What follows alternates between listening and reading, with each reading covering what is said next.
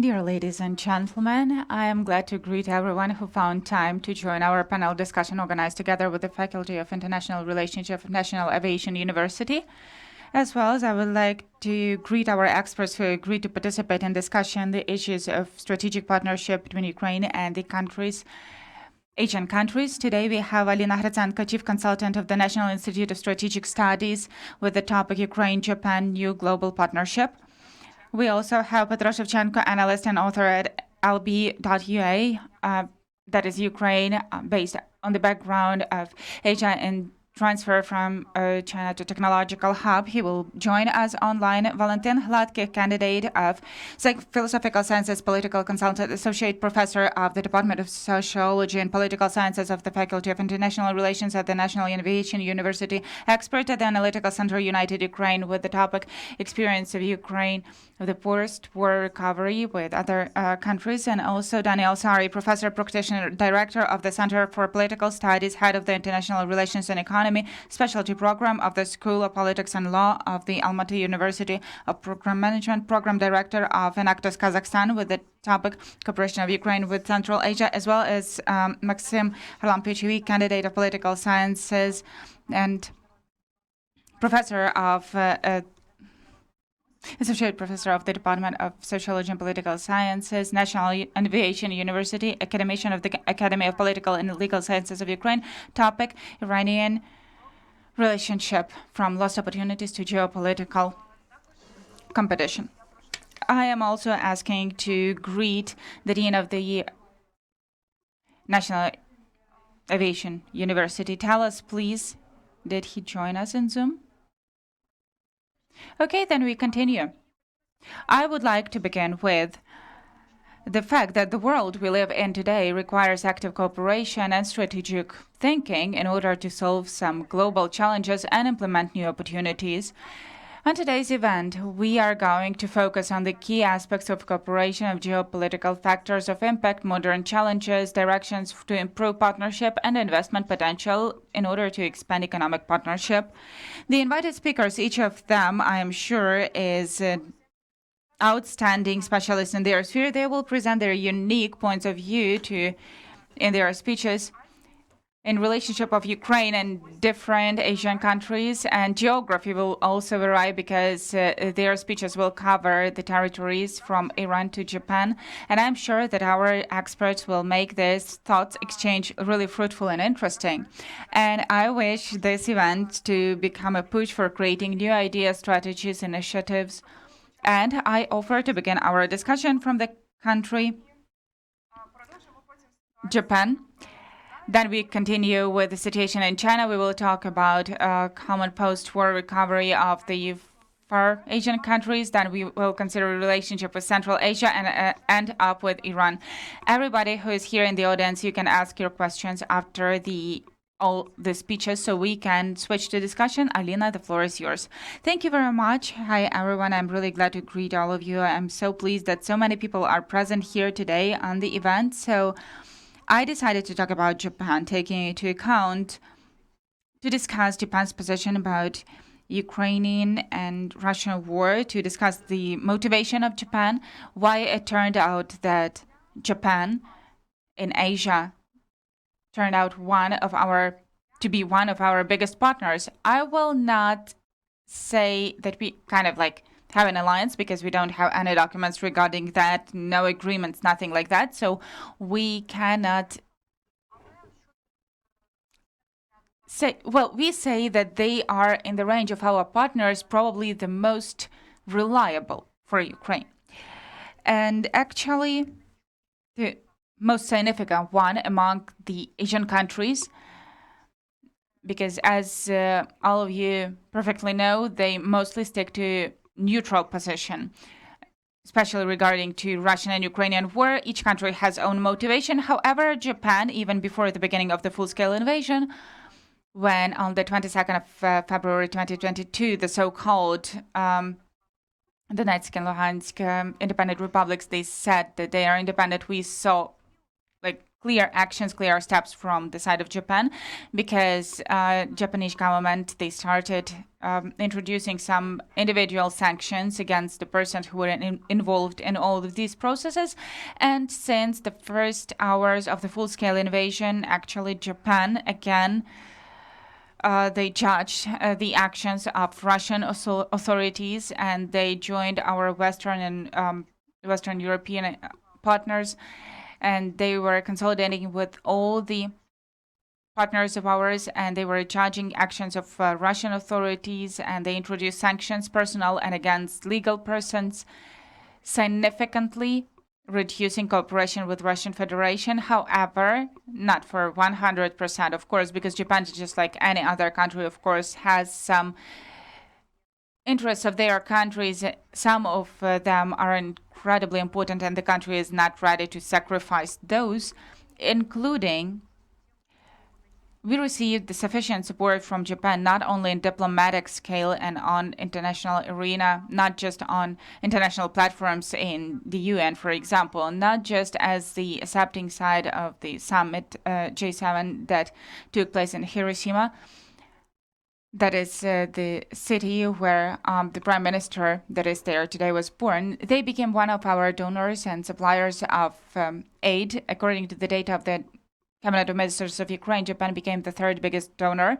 And from Japan, we are receiving really big humanitarian and non-lethal military aid, because as for today, Japan cannot supply us with the lethal means, because Japan doesn't allow export of military technique to the country which is in the condition of war or active hot armed conflict with other country.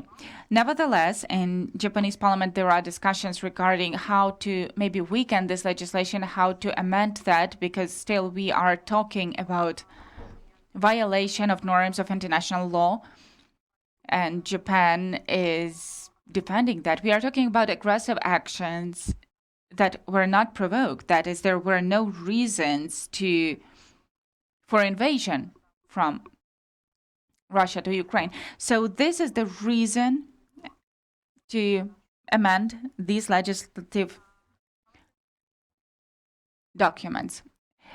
And Japan is supplying us a lot of support, and they are involved in infrastructural projects, and the ambassador of Japan is really active in his activity here in Japan. He is participating in many initiatives and in many projects. And moreover, Fumio Kishida last year came in March to Ukraine, and together with President Zelensky, they had a meeting, and that happened on the 1st of March, if I'm not mistaken, and they signed the agreement on the so-called global partnership. This is how it is called, the global partnership between Ukraine and Japan. And Japan actually always has been, even before the full-scale invasion, Japan has always played a very important role for us as an important partner in Asia.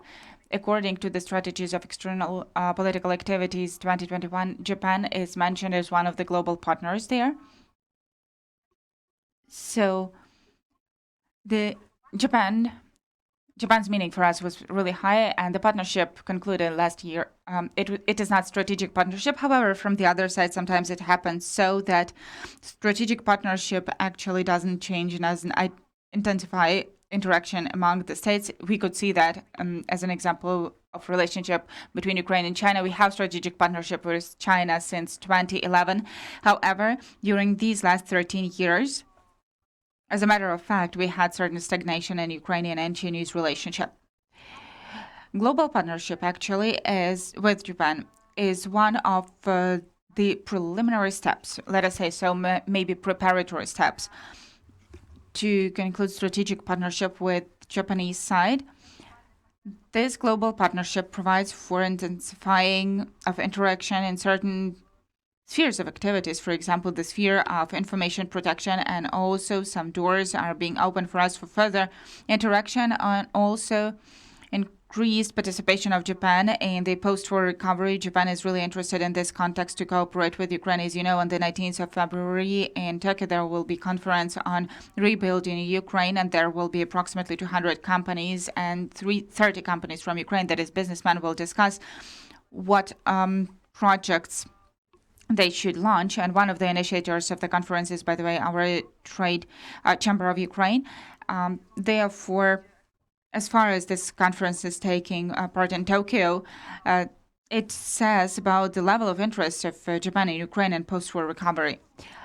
What is the motivation for Japan? Why did it happen this way? As far as, for example, if we compare the level of diplomatic interaction and the level of activity of Japan from the beginning of war, that is since 2014, they were not involved that actively, to the so-called Ukrainian issue, as it is sometimes mentioned in some media in Asian countries. When the annexion of Crimea happened, Shinzo Abe was the prime minister at the time, and even though Japan judged the actions of Russian authorities, at the same time they did not reduce cooperation with the Russian Federation. They did not have active reaction as in 2022, and according to some data, I did not calculate, but according to some data, Shinzo Abe and Vladimir Putin was the politician Shinzo Abe met the biggest number of times. The motivation was that Shinzo Abe wanted to agree with Russia about the Kurilian Islands. By the way, yesterday, that was the day of northern territories that are called in Japan, like, they are now officially recognized as occupied by Russian Federation. By the way, the countries that are actively supporting Japan in this sense and the Kurilian Islands are considered to be occupied by Russian Federation. And yesterday it was like a symbolic holiday for them, the Day of Northern Territories, because still with Russia, since the end of the Second World War, they still don't have the agreement with Russia. The main motivation and the restraining factor at the same time for Tokyo since 2014, they wanted to reach an agreement with the Russian Federation about the status of Kurilian Islands. And the other situation, which is really relevant still now, is participation of the campaigns in gas campaigns on territory of Russian Federation, because Japan, as an island state, 97-98% is dependent on import of resources, and in some gas projects like Sakhalin-2 and others, Japanese companies are still having some share in these companies, like approximately 10%, and the end beneficiary is the Ministry of Trade and Industry of Japan. So this is the key interest, and Japan is not ready to sacrifice that, and I don't think that in the nearest time they will be ready to do that. That is, with Russian Federation in any situation, they won't stop cooperation in any case. Since 2022, the situation changed dramatically. Therefore, we can say that very important is the personal factor. That is, Fumio Kishida, as a politician, his personal views on issues and problems. Fumio Kishida came to power autumn 2021. He is well known among Japanese politicians as the Dove. He belongs to most liberal fraction in his party of Japan, which is the government party, and his personal feelings, let us say so, and point of view to the issues of aggression and unfair issues, because Ukrainian and Russian war is asymmetrical and unfair, because Russia is the nuclear state, and Russian army at the moment of invasion, full-scale invasion, was more prepared to that war. So here we can see that it's unfair, and this is an asymmetrical conflict, and Fumio Kishida is not accepting that. And by the way, the previous prime minister, he did not speak with acute criticism after the full-scale invasion. That is, the factor of personality plays a big role here. I'm saying that even in case of Southern Korea, also the factor of personality is playing the key role, because now in Southern Korea there are conservators at power, and they have drastically different point of view in comparison with the other party. If Democrats would have been there, then I doubt that we would be able to to hope for some support, because we are getting some support from South Korea, like humanitarian, as well as from Japan. What is also important in context of motivation of Japan and the context of Ukrainian and Russian war is that they want to be together with their main allies, that is the USA and also some European countries. And another important factor is the issue of the image, because for Japan still remains open the issue of regaining their authority after the Second World War. Of course, we don't feel it as acute as they feel that in Asia, but still in some countries, in some Asian countries, especially Southern and Eastern Asia, those that were occupied by Japan during Second World War, they still feel and sometimes openly say certain level of mistrust and skepticism to Japan, taking into account that it was Japanese emperor's army that was committing military crimes on the territory of occupied countries. And this issue is still relevant for Japan. In addition to that, it is at the same time in the context of positioning on the global arena and positioning as peaceful country, pacifist country, which is judging actively any aggressive actions, especially if there is asymmetrical and unfair conflict. This is incredibly important for Japan to support peaceful initiatives. That is why Japan is trying actively to get involved to solving this conflict. The image issue is also in the context which is more global, because as one of the leading economies of the world, they want to convert economic to geopolitical impact, and they are also aiming at implementing their geopolitical ambitions, and they are aiming at receiving the seat of constant member in the Security Council of the UN. That is why Fumio Kishida is so actively speaking for the regime of not spreading, and he is actively criticizing actions of Russian authorities in context of nuclear blackmailing, and the factor of personality is also very important here, because he was born in Hiroshima, and that was the place that was bombarded, had nuclear bombardings in August 1945, and he was growing with the stories about how that was happening, and he saw people who survived that. So for him, this issue of nuclear factor is important personally. He is actively promoting initiative of the so-called Global Zero, which is leading to global destroying of all the available nuclear weapons in the world. That is nuclear factor again, and the personality factor here, they are in parallel. And what is also important is a regional safety issue, because Fumio Kishida is often saying that Europe today and Eastern Asia tomorrow. That is, if today we don't fight the aggressor, obviously Russia can motivate other countries that have certain expansion ambitions, meaning China. It can motivate them that they can violate the international law rules, and they can aggressively conquer territories that certain country wants to. Fumio Kishida is drawing a parallel between Russian Federation and China, and is trying to prove that the world is tiny, the world is interconnected, and it seems that even really different regions, Europe and Asia, but as a chain reaction, it might, one thing may cause another one. So it is very important to fight Russian Federation, and with the means that are possible. If Japan cannot, for example, now supply the military weapons or some military support to Ukraine, they are doing that differently, including by diplomatic issues, supporting international law, etc. Taking into account that Japan as of today is interested in the post-war recovery of Ukraine, here we have the question, how in general that should happen, taking into account that we still cannot prognose the results of this war. How can we involve Japan to post-war recovery of Ukraine, or even as of today to recovery of Ukraine, taking into account that infrastructure of Ukraine in some regions is fully destroyed? Well, actually, Japan, what they are doing, they are investing their funds to rebuilding hospitals, schools, and they are doing that in the framework of some charitable projects, let us say so, charitable initiatives. And actually, we can expect from Japan preserving this activity further on, at least till Fumio Kishida is at power.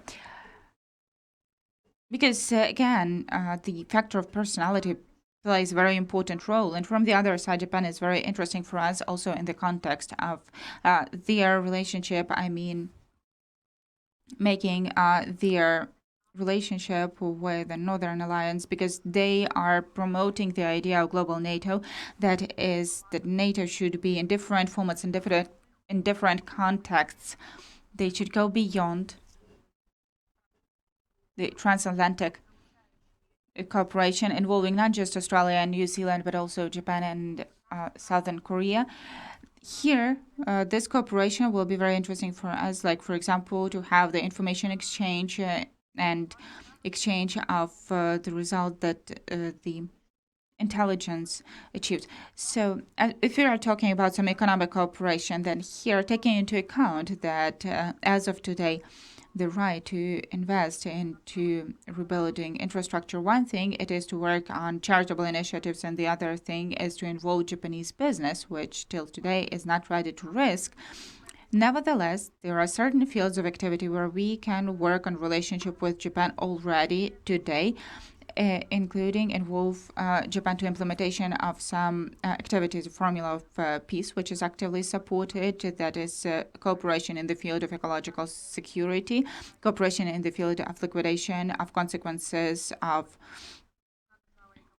natural disasters, because they, as an island country, they all the time have natural disasters. Like we can also recall the problems in Fukushima.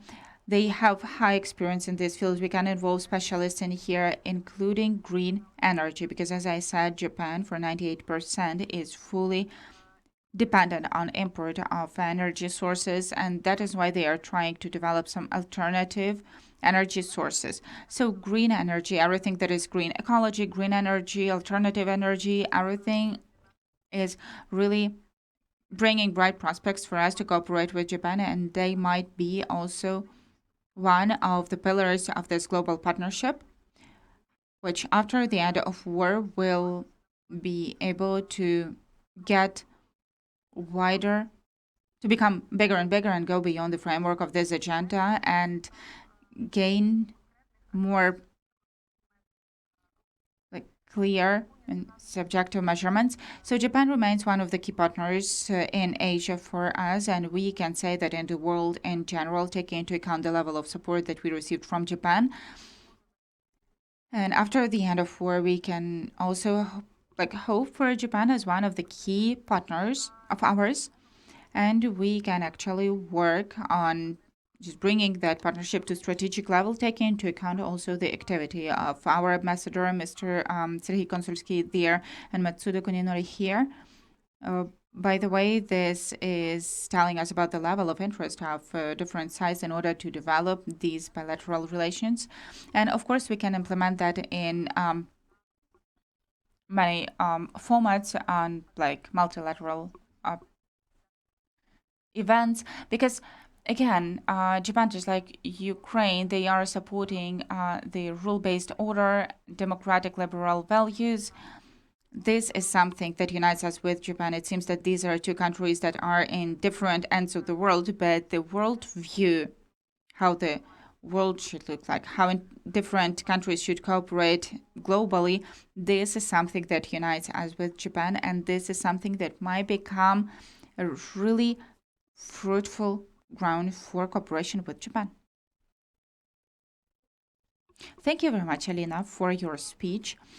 I have two brief questions. Well, the first one is about the diplomatic mission of Ukraine in Japan directly, because you mentioned a lot of events that Japan is holding in Ukraine. How active is the Ukrainian mission in Japan, in addition to investor projects that exist there and that are actively working on the territory of the country itself?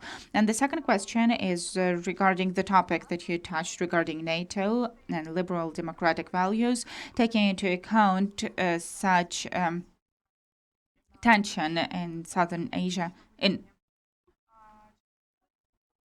will this approach impact, regarding expansion of some NATO forces, we can say, to this region, won't it force to have some contradictions with the other regional countries who have totally different approaches regarding safety issues in this region? Won't it make us to have some issues with China? Because Japan and China, these are investment partners, as you mentioned. However, China has 29.7% in each project, and Japan a bit less than 10, even though in 2023 they started step by step taking their employees out of there, but it doesn't mean the crisis of partnership regarding the transport way, which continues the northern sea way. Yeah, this is a very long second question. Thank you. As for the activity of our mission, they are really active, and 180,000 subscribers in Twitters. This is a lot. I'm not joking, because other embassies, they have 1,500. Pakistan 250 subscribers, etc. So if we compare the level of activities of our ambassador in Japan with others, then he does his job fruitfully, and he is always with some lectures among Japanese students in different universities. That is, the level of our activity is really high there, and it promotes support from the population, because Japanese people, they are usually, as a rule, really apolitical. They are not interested in politics, and you cannot wait for support from them in terms of some conflicts. But here, taking into account the difficult situation in the region, yes, we received from Japanese society quite high level of support, actually, and our mission is using that, of course, because this is good for us. And then we are actively promoting soft forces, expanding knowledge about the country, because that Ukraine is a separate country, because it happens very often in Asian countries. Ukraine is perceived as something the same as Russia. They don't understand that these are two separate countries, or they have the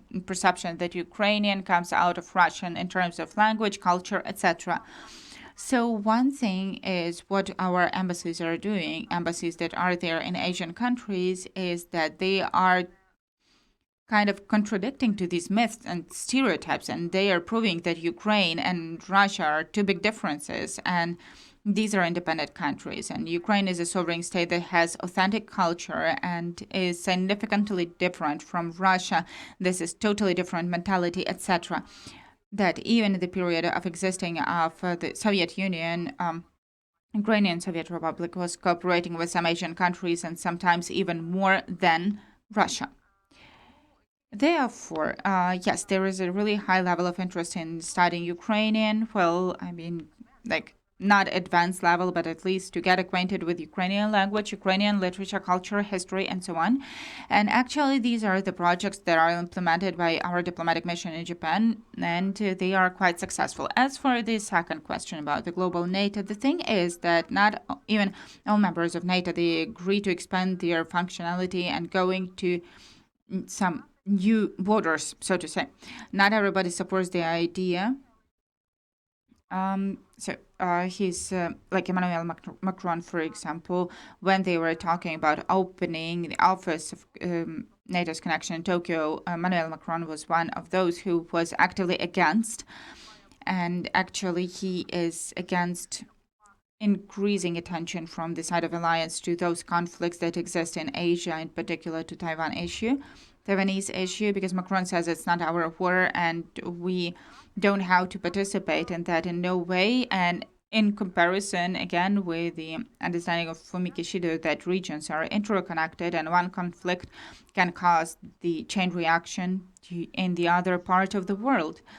So global NATO is such a concept which is really hypothetical and theoretical. It doesn't have any form, even documental form. So that is why it is hard to implement. They are making some steps, but again, this is happening at the cost of main allies, the USA, who have also existential threats, like, for example, Japan and Southern Korea. They have a threat not from the side of China, but Northern Korea, which is also not behaving properly, because through the prism of their ideology, this is something rational and predictable, sometimes even more than the actions of Russians. So there is a threat from the nuclear country and NATO and Stolberg. They are trying to use that, and they are consolidating their allies, taking into account also the improvement of relationship between Korea and Japan. It opens a lot of opportunities in order to strengthen cooperation, even not that much in terms of like active trainings, even though they have the trainings often and quite successful, taking into account that Northern Korean Republic is a threat, not China. This is in the field of exchange of their intelligence data and so on, reacting to potential threat. Of course, China doesn't like that because China is looking at these processes as that they are not aiming against the People's Republic of China. So they are saying that we don't need your ships in this region, just get away from here. China doesn't like that. China is perceiving that as a threat to their national safety. However, as of today, to give something instead of that in the military and political sense, they cannot. So they are preserving aggressive rhetoric, and this is happening in the economical sphere and technological field. Some limitations for export of these how's that called properly? Yeah. Also, these things. So this is what shows that China is not satisfied with the actions implemented by the USA, who are actually the leader of the alliance. However, to give something instead of that, or to present something that can potentially escalate the relations, they cannot do that, at least now, while the Chinese and American relationship stabilized, because it is beneficial for China, taking into account difficult economic situation that is preserved there as of today. Well, not difficult, but they are facing some economical problems and social economic problems that they have to solve today already, and they are trying to do that. And like one of the ways to do that are external political and economical connections, first of all, with the USA. Therefore, at least for the short-term perspective, till the elections in the USA, they will not exploit that. They won't be able to use this topic. However, again, global NATO is a project which is quite theoretical, and it has both people who like it and people who are trying not to let it happen, not just in Europe, but also in Southern Korea and Japan, because not all politicians and like political elites, they are supporting presence of NATO in their region, in the region of Pacific Ocean and in Southern Korea. For example, in Southern Korea, if the conservators who are now at power and they are trying to follow the policy of the USA and they are ready to identify the relationship. Just a few more sentences, very interesting, but we need to continue. Yeah, so Democrats, they, like vice versa, they are actively against. Yeah, that's it. Thank you very much. Thank you very much for your comments. Then I am asking our next expert, Petro Shevchenko, to continue the topic of China. We're talking about the issues of safety. Now we are switching to economical component of the region. Petro? Yes. Hello. Now I will show my presentation.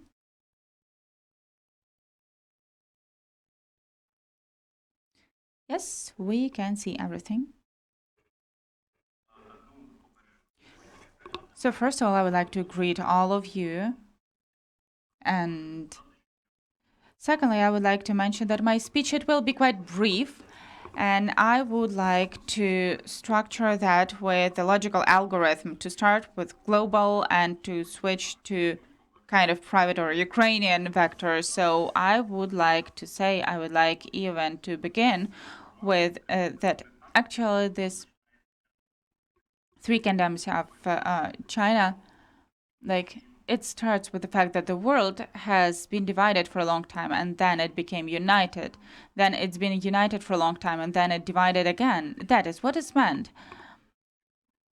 It means that now we are in such time, this is kind of transitional period, and there is special term for that. This is meaning that this old unipolar American liberal thing came to an end, but we hadn't conducted our transfer to a new realistic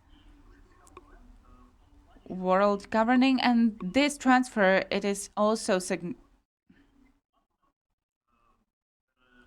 saying about rebuilding of geocenter of our planet that will switch to the Pacific Ocean region to Asia, I dare say, Southern and Eastern Asia.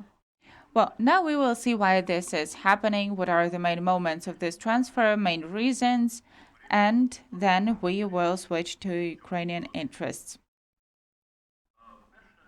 Well, first of all, I would like to mention that this situation that we observe as of today, it is really similar to the situation that happened like 100 years ago before the World War, when, so to say, like all the empires, they were living in understanding that this process can last for a long time, that you can be the cavalry in terms of the military unit. And then there was the First World War, and everybody realized that no, it's time to non-organic chemicals, metal processing, hard production. That is what we see here, that like the war in Ukraine showed us that old paradigms like military, international relations, all these tools, all this, as a matter of fact, is out-fashioned already. And drones, they are really efficient against the hard technique. So this is really ergonomic solution and good solution. We can say also that this civilization development, it is showing that convergent technologies, they are moving on. This is like the sixth technological order, as people say, that it includes information technologies, some, for example, like chemical substances. That will be already the campaign of Neuralink, for example, right? Elon Musk, there will be some chips that will be in the brain, etc. That will be combined with cognitive technologies, when people, especially with the help of metaverse, virtual reality, they are going to show what they've got to external world. In parallel, on global level, we will also see that this globalization, which in the 90s came actually, and the speaker mentioned before, like about Japan, and all this field of globalization, it is also here, and now we see the process of regionalization, so to say. Well, when we have few centers of power, and for example, we know that in Eastern Asia, it's not like they will rebuild the whole system that was there a few hundreds of years ago, but it will impact, in terms of its growth, to different cultures, including Southern Korea, first of all. Yeah, we remember that during Matikon, Korea was the vassal territory of China. So we see that there will be a few centers of power. They will promote their technologies, high achievements, some military techniques, etc. And it is also necessary to mention that there will be a very interesting element. It exists already in China, actually, when people, they received certain standards, industrial standards of American life, American dream, like in China.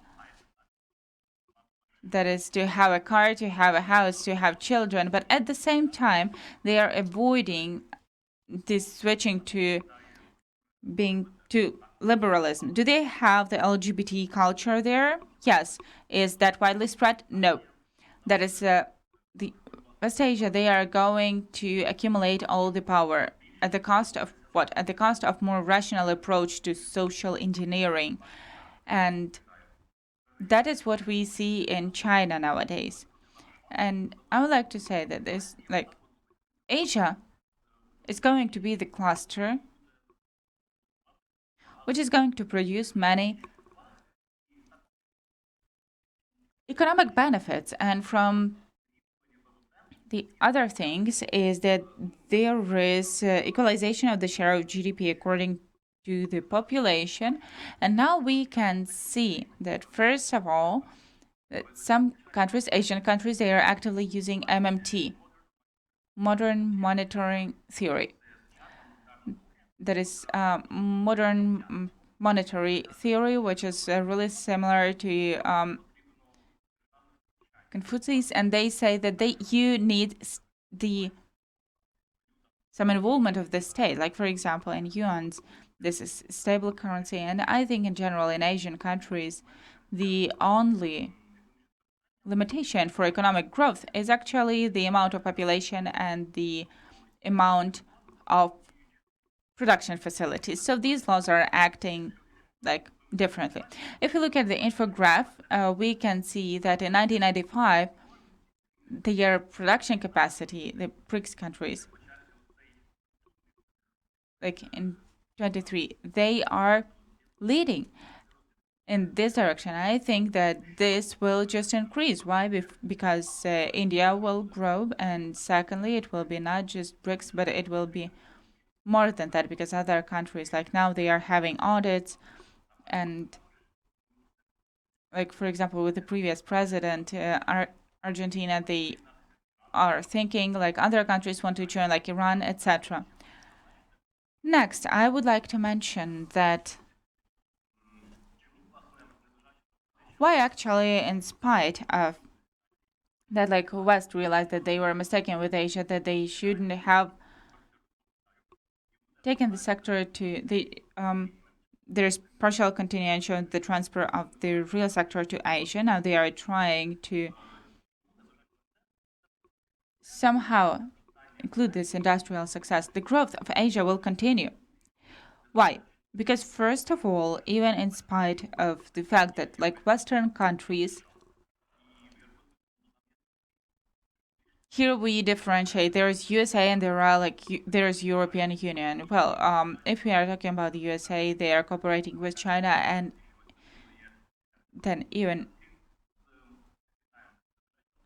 in spite of this, German and French businesses, they will continue their cooperation with Asia, just because that, first of all, it's a market, and secondly, these are opportunities to expand your sales markets, and you can be involved in research and development. That is, you can build your capacity on that. And also, we will see one very interesting moment Jack Sullivan said about high technologies. Like, we see that now Americans, they are going to help the competitors of China, like Vietnam, India, because Vietnam is now the colony of Southern Korea. That is, many enterprises that are producing some technical details, they are in Vietnam. And also, I would like to mention that all these players, Asian players, they are practicing the mixed model. That is, this is their advantage in terms of other countries who are using neoliberal practices in economy. Next, why Asia? Because there is a new middle world class. Because Chinese people, they are saying that there is 400 billion in population. They have really good buying capacity, and if you look at average Chinese people, they are living pretty good. And I think that, taking into account, I'd like to talk about the consumption, all the strategy of Changkongpom, double circulation, people, how to use. I think that will function, even though with certain issues, maybe. But I think that later on, when India, Indonesia will join, there will be a really high consumption cluster, and it will be really beneficial for this Western middle class, where they have industrialization, and in Asia, vice versa, these processes are going to develop they just want to have their economy. But the question is when that will happen. 2030, 2040, and the end moment why Asia is going to become the economic driver of the planet. What China is doing, they start to promote this to make this driver of industrialization of other countries. They are taking their production where? To Vietnam, to African countries, to Bangladesh. Bangladesh, like the impact of China is really high there. We can say that they are colonized, and that will create the new demand. There's Wang Jinjie, scientist, head of Chinese and African Research Center, and in his article, he is saying that yes, we will help Africa become one of the big markets for Chinese industry, and we will help them create some goods on their own. For example, like some things of everyday use. These are very good strategies to support your economy. Why China further on will just export capital, what like Americans are doing. So for Africans, that will be really beneficial. And I would like to mention also that China's export to like global market of the USA and the EU, yeah, they have good attitude to Germany and they cancel visas for Germans, for French people. And nevertheless, what is China taking into account? Global South. In 2022, already Chinese export to global South became bigger than to the countries of Europe and the USA. What does it mean? It means that there's rebalancing, kind of. And hypothetically, there might be extrapolation that in 2030, more than half of GDP will be in Asia. It doesn't mean, again, that just China will consume more, but it means that actually Indonesia will develop. It's a huge market in India and also Vietnam and so on.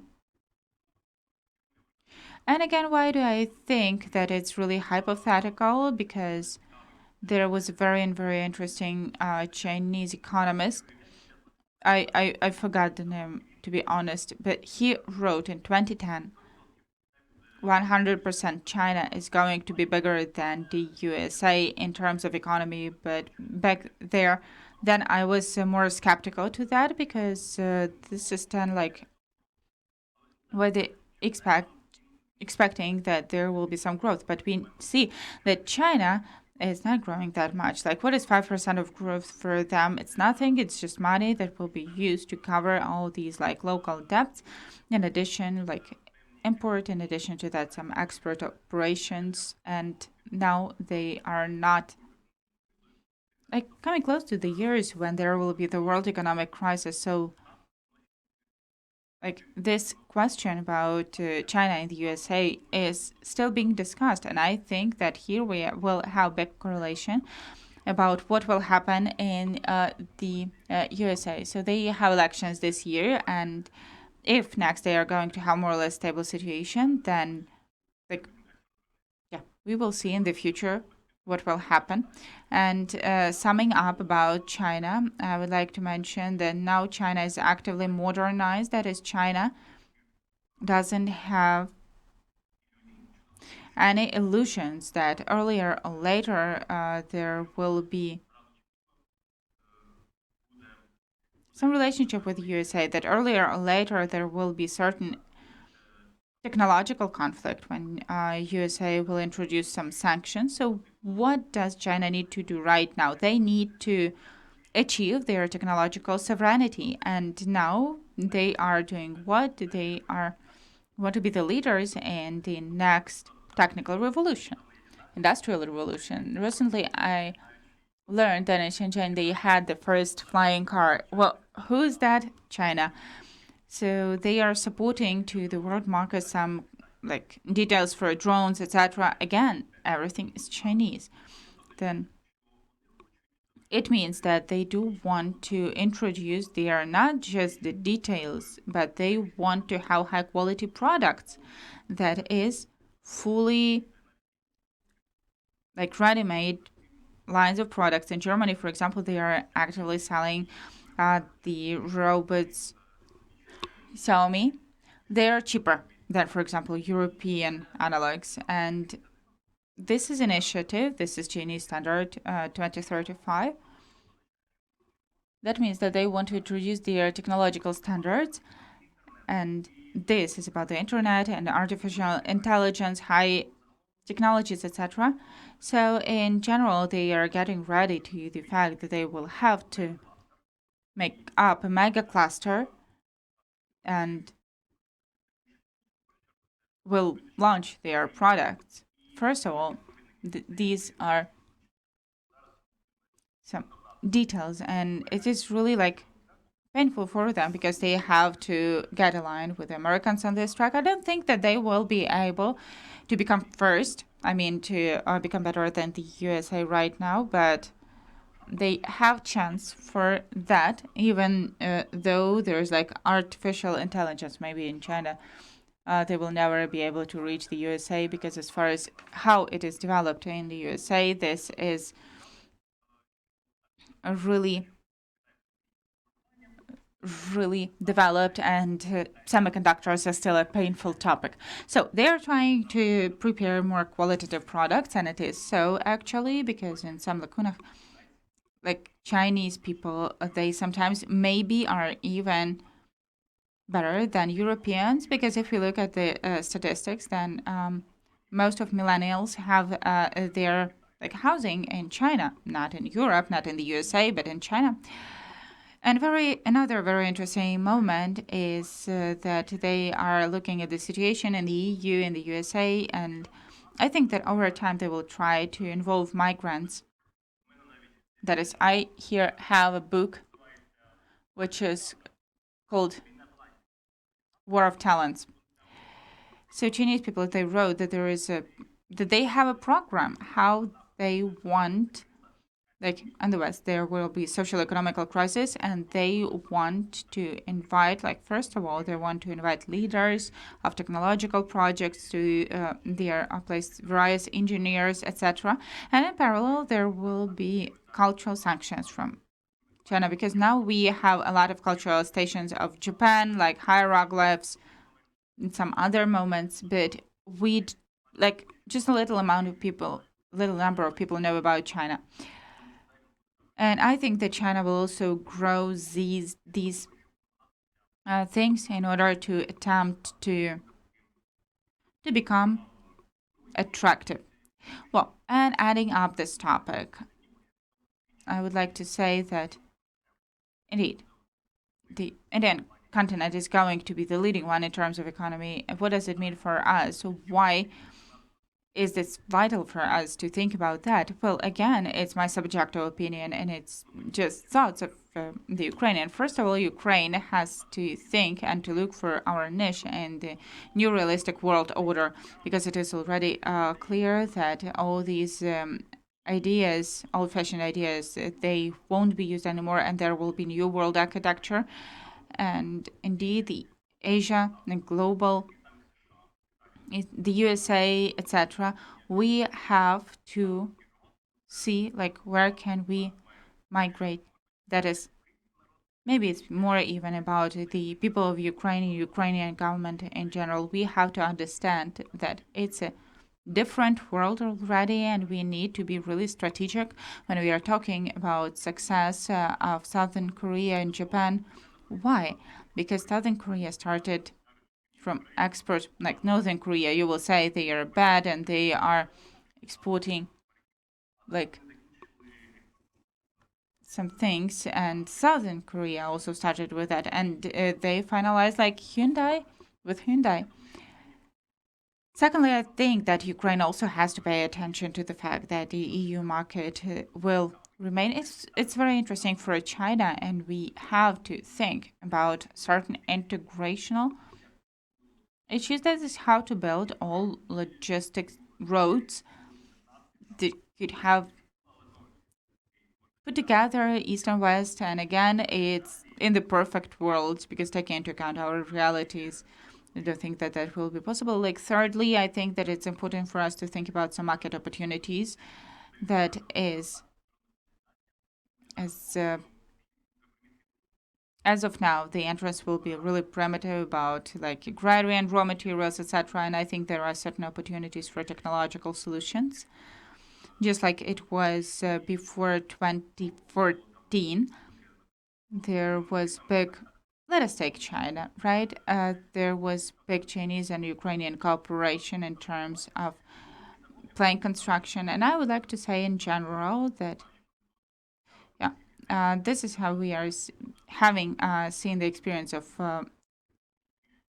have experienced life in Asian countries. I see the technological solutions are really valued here, and in Asia they are not only thinking of geopolitics, but they are coming to the markets. They are offering certain solutions like nuclear energy or some other technologies. So here, this is highly valued. And thirdly, I think that Ukraine in general has to raise their own standard and their own level in order to increase our attractiveness in the eyes of Asian countries, because this is totally different territory from the Western civilization. This is a really competitive environment, pragmatic, uneasy, and for them, they value quality. This is like, first of all, for them. And that is why I think that if we, like, after war, we will have some reconstruction, we will have rebuilding, and I think that with the help of these like services, maybe we will get some points from that continent. Thank you. Thank you very much for your speech. Really fruitful and well structured. Unfortunately, I don't have even time for additional questions. So, continuing the topic of Ukrainian consideration and Asian lessons, I would like to give the floor to our next expert, Valentyn Gladkykh. Can you hear us? Valentyn, hello. Excuse me, Valentyn. Yeah. Let us think that you just paid attention to my dad. He would have been pleased. So, I am going to be really brief. I will try at least to be really brief. Thank you very much for the previous speeches. It was very interesting for me to hear that, and I truly hope that for other listeners it was also interesting. And I would like to begin with the fact that Ukraine, since it has been founded, started looking for some universal key or some universal experience of successful reforms, successful transformations that will allow us to achieve the desirable result. That was relevant back in the 90s. That was relevant especially after the Orange Revolution. That was relevant after the Revolution of Dignity. Now this rhetoric is in the context of inevitable necessity of post-war recovery. And of course, it is clear that these examples to follow, they are changing all the time in Ukraine. So at first, we were trying to be similar to the countries of the EU.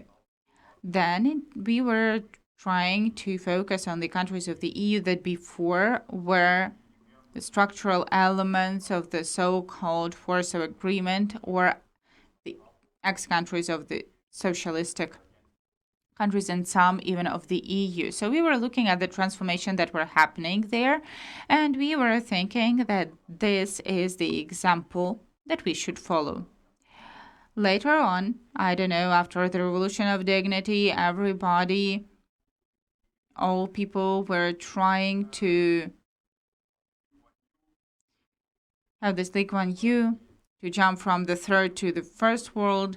That was the favorite person for local youth, and everybody thought that we have to follow, just do what they do and you will be happy.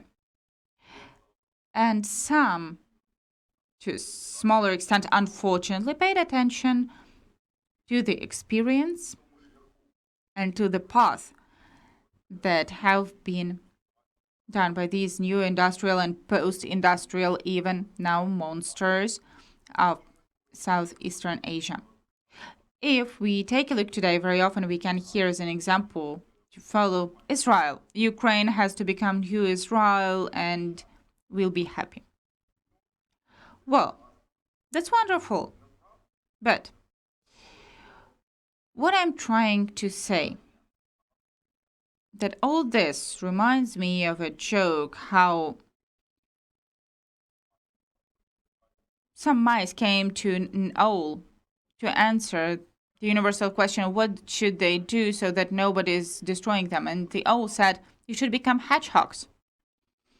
The rats were very happy, and then just over time they realized that unfortunately there are no mechanisms to turn rats. There's no way how rats can become hedgehogs. So probably my speech will be a bit pessimistic, or it will look pessimistically, in terms of that I think there are certain actions, certain algorithms, of course, that cannot be taken to a larger scale, that we cannot take some practices from one environment to the other environment with totally different circumstances and hope that these practices will be successful. And therefore, in comparison with many colleagues of mine who were raising this topic earlier on, I don't mean today, I mean like in this chronological part of Ukrainian history when, like, let us try to be just like Europe, let us try to be like, I don't know, Israel, let us try to be like somebody else. I am thinking more that, of course, to learn the experience of transformation, especially post-war modernization of such countries, very successful, such as Japan and Southern Korea, yeah, we should do that. However, when learning this experience, we have to understand that we will hardly be able to repeat that in full. That is what I'm going to speak about further on, even though there is one element which, of course, took place.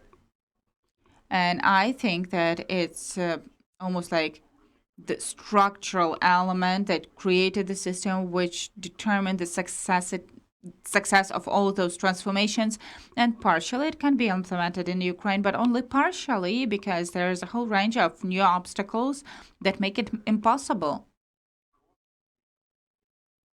I mean, those steps that were made by Japan and Southern Korea in order to be able to achieve what they achieved. So if we look at successes of these both countries, then first of all, to a significant extent, they were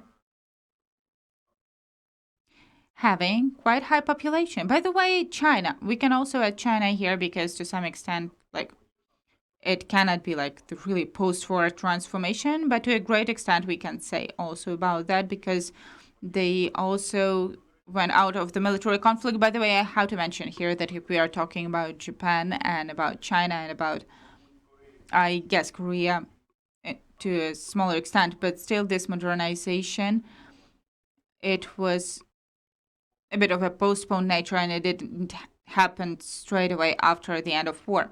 So if we look at how the things happened there, I mean, all this transformation, then the preconditions were like the great resource of the workforce and a huge potential that this workforce had for urbanization. That is at the beginning of transformation. All the named countries, I guess Japan to a smaller extent, but two others, they were with a huge rural population. And the first step was land reform. And this land reform led to the fact that from one side, they created some preconditions for internal demand because a huge number of those who were involved into agriculture, they needed some tools to work on land. Correspondingly, they had to produce it somewhere. Then significant amount of people, as a result, they had to leave their land, and they had to become in our modern understanding, like proletariat. And of course, all of that promoted the, I would say, like repeated industrialization, cheap workforce. Let us be honest. All of that was meaningful. Can we implement that in Ukraine? I don't think so, because as of today in Ukraine, first of all, is happening and happened depopulation to a great extent. Secondly, even as of today, Ukraine is one of the most urbanized countries in the world. That is two. And the third moment is, unlike Japan and Korea, the scale of Ukrainian immigrants who, like, that took place not just during the war, but even before war. And I think that after war, this process won't stop. So, unlike the countries that I mentioned, where we could see mobilization of excessful working force, I really doubt that we will be able to do that in Ukraine. The second moment that took place in all these countries is centralized state planning, with the elements, I would say, of the authoritarian, some kind of authoritarian political regimes. In Ukraine, not many people are mentioning that, how Southern Korea was modernized. Nevertheless, I would like Ukrainians, before saying like how now we will come Southern Korea, learn in more details about the experience of Southern Korea, and of course, who is Lee Kuan-yew and how he was conducting his transformations. You should learn about that in more details. I think that many Ukrainians wouldn't like those methods with the help of which he was implementing all of that. Nevertheless, of course, this centralized planning that took place in all the above-mentioned countries, it seems to me quite efficient mechanism. However, we also have to pay attention to the fact that this was combined with such a mechanism that all these economies, I mean, not economies, but states, they were using practices of protectionism, an attitude to separate fields of economy that are strategically important. And they said that they are strategically important in order to protect them and create certain competitive conditions for that, better conditions. I really doubt that in today's situation, Ukraine will be able to use this experience, taking into account that then we did not have the world like trade organizations and everybody tried to become the members of the EU. I don't remember someone to like farmers, they were blocking the border. Like many other things are happening that we are witnessing as of today. So, in spite of the fact that, of course, I am inclined to the fact that the state of Ukraine, governmental structures, they should pay more attention to this centralized, I can't say like planning, because as we came from the ex-Soviet system, we are really alert about that. But coordination, let's say so, from the side of the country, I think it is necessary. At the same time, I really doubt that we will be able to use that experience in full. I mean, the experience that took place in Korea and in Japan. We move on. Same context. As for the protectionism, they were using like mechanisms of stimulating export. That is, since the very beginning, they were trying to find some external markets to sell their products. And I would say that at the moment, there is much less vacant market, so to say. Of course, it is clear that over time, Japanese companies, they were really efficient. They came to the USA and they were efficient there, but everything started much harder. Like this expansion started and was really difficult. So I think that as of today, for Ukraine, it will be much harder to find the markets where we can be highly competitive. And by the way, Mr. Shevchenko also mentioned that Ukraine has to find its place in the global distribution of work and find itself in this industrial chains, and also to determine what kind of competitive advantages do we have, what will make our products more attractive. That won't be easy, and that won't be really easy thing to do.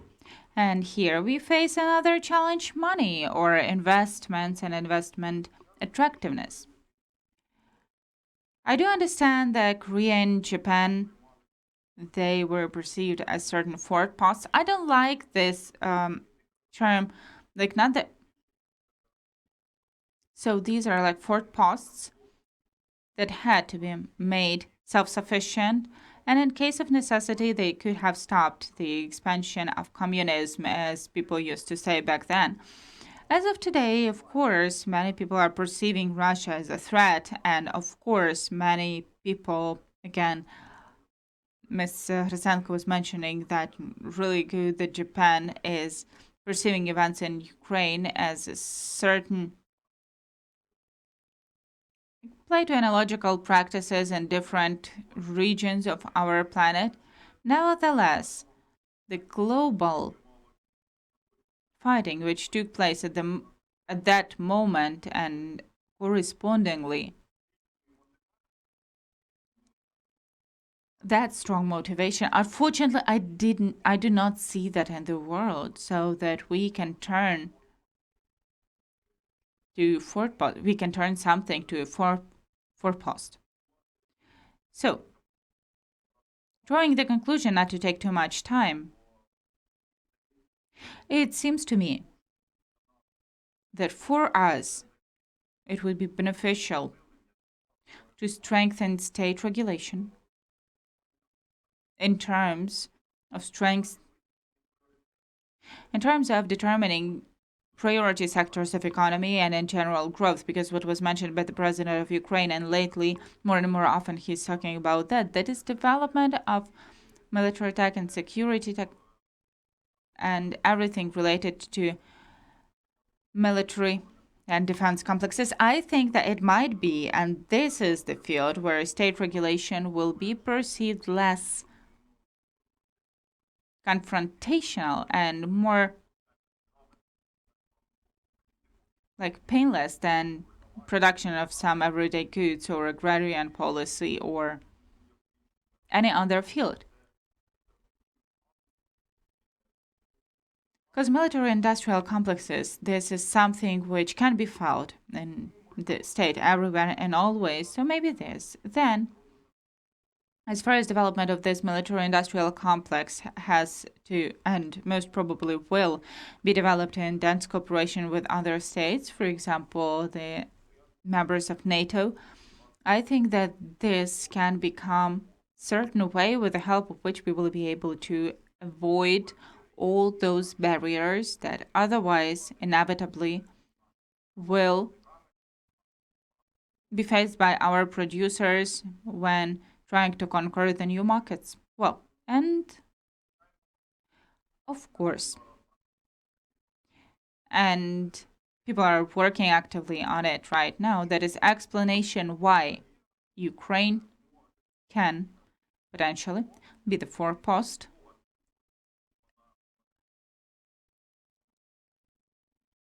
and like from whom? I mean, even though it looks cynical, but for many people in the world, they are worried like what will happen if like Russian state will collapse, and China is afraid that at the cost of this collapse, USA or Europe will be strengthened. Europe and USA, they are panically scared that if Russia collapses, then China might be strengthened as a result. Altogether are afraid that as a result of the collapse, there might be some terroristic regime even worse than Putin's regime, and they are afraid that nuclear technologies will be widely spread, other dangerous technologies. Therefore, I'm inclined to think that we also have to think about what place can we find in the global architecture of safety.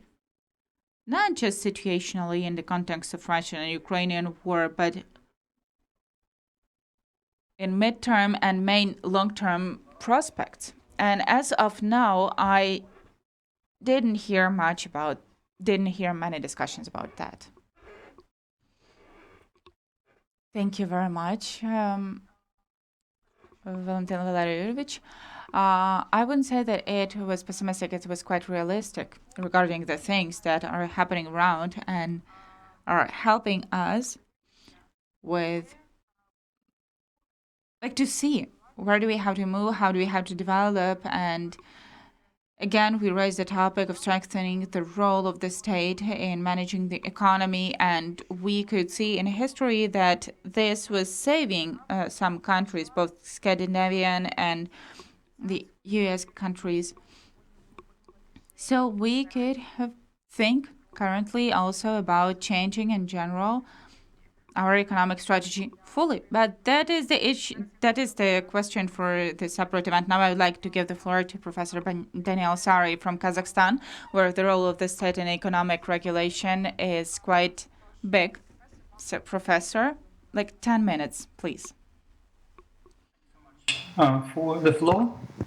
So I will share my screen. I hope you may see it. Yes, it was a great pleasure to hear the speakers, so I could have a certain practice, a bit learning Ukrainian, so I could have understood a lot from the speakers. So very interesting speeches. And I have to say that Ukraine and Central Asia, they have quite a strong potential for increasing their relationships in different areas. So in economic, in trade, political, cultural, and even in the field of education. So there are quite many opportunities for such a partnership to enlarge it. Especially in this very historical moment of confrontation between Ukraine and Russia.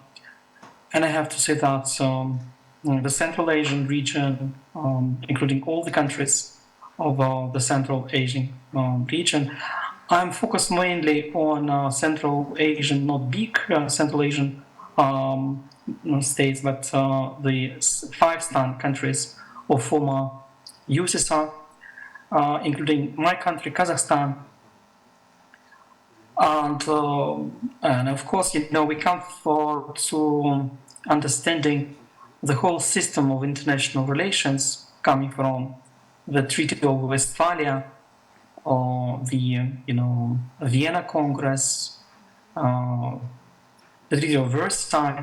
So all those system of international relations that had brought to understanding the importance of collective security. So the countries are interdependent in a way that one might some interfere, as an aggression, and the others may somehow provide support. And especially it concerns, the former USSR countries that have got their independences, and are driven, for their independent way of development.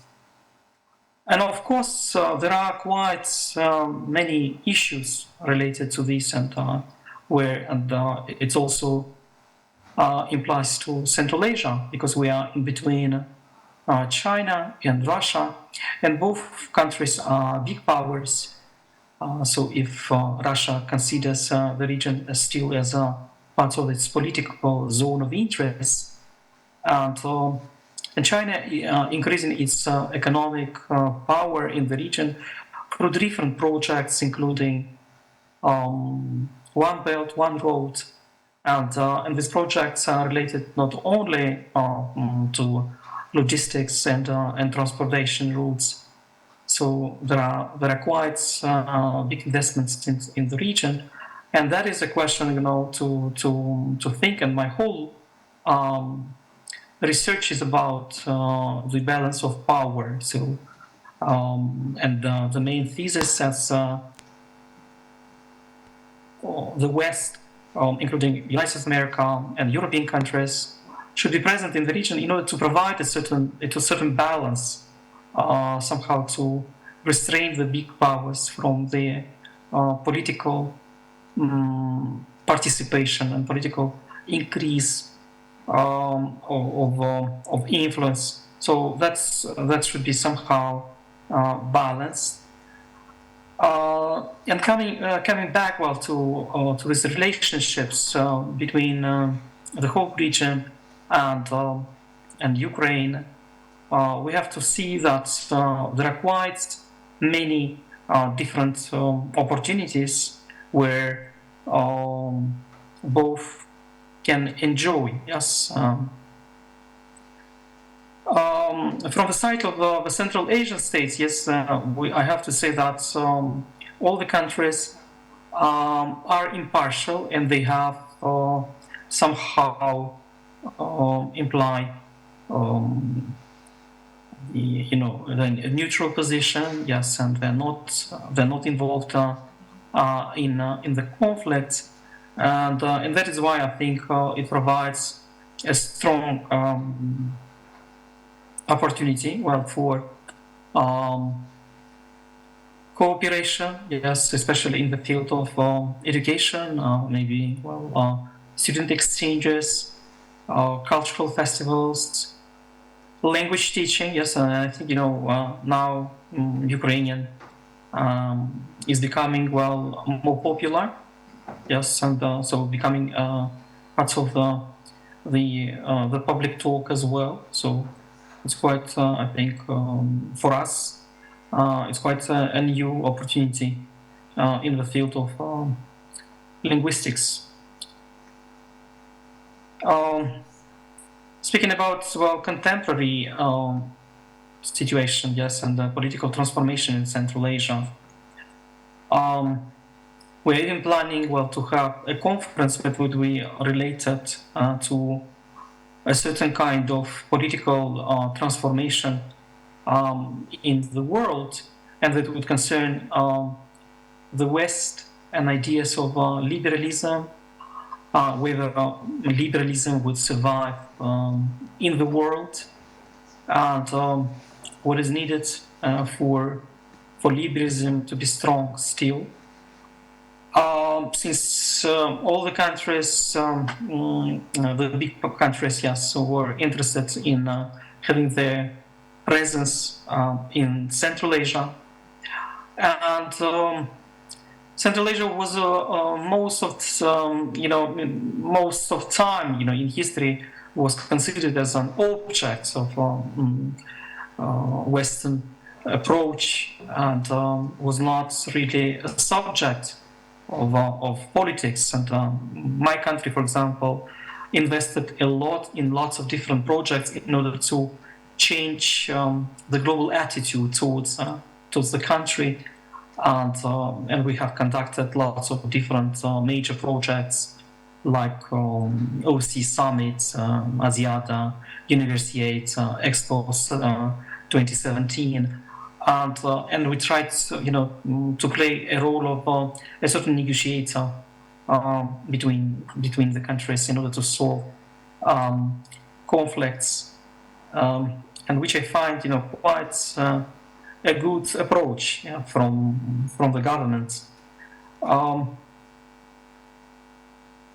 So, as I have mentioned, that there are quite many tensions, and geopolitical tensions in the region, and the challenges are quite obvious, and they concern also security. Speaking about Russia, time to time we may hear lots of different statements from different celebrities and sometimes even public figures from Russia, and there was a recent kind of publication of Gladkykh, yes, the media celebrity in Russia, speaking about the change of railway stations in Kazakhstan from Russian into Kazakh, and there was kind of a big dispute in social media, and people were quite aggressively approaching that. So it seems it does not really matter Russian media people or celebrities. So it's Kazakhstan, and the people of Kazakhstan, of course, have rights to call lots of different names, like for cities, for rivers, for streets even. Well, so it should not be a talk, for kind of a confrontation, or so there are quite specific provocations, and even these people are denied to travel to Kazakhstan for such statements, and I see that as a kind of a policy as well, and that really concerns people.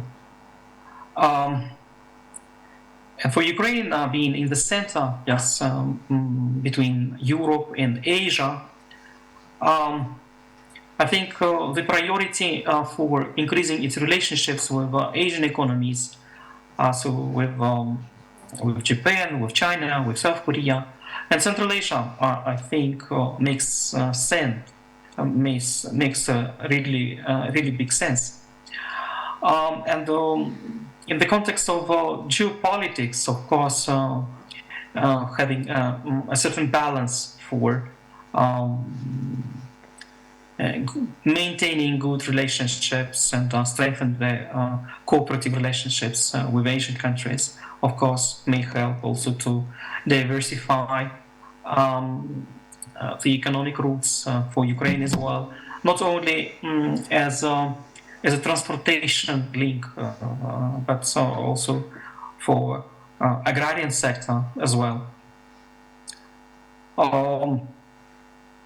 And I have to say that the presence of these countries in the region, like Russia, China, especially in Japan, yes, between us and Ukraine, of course, somehow may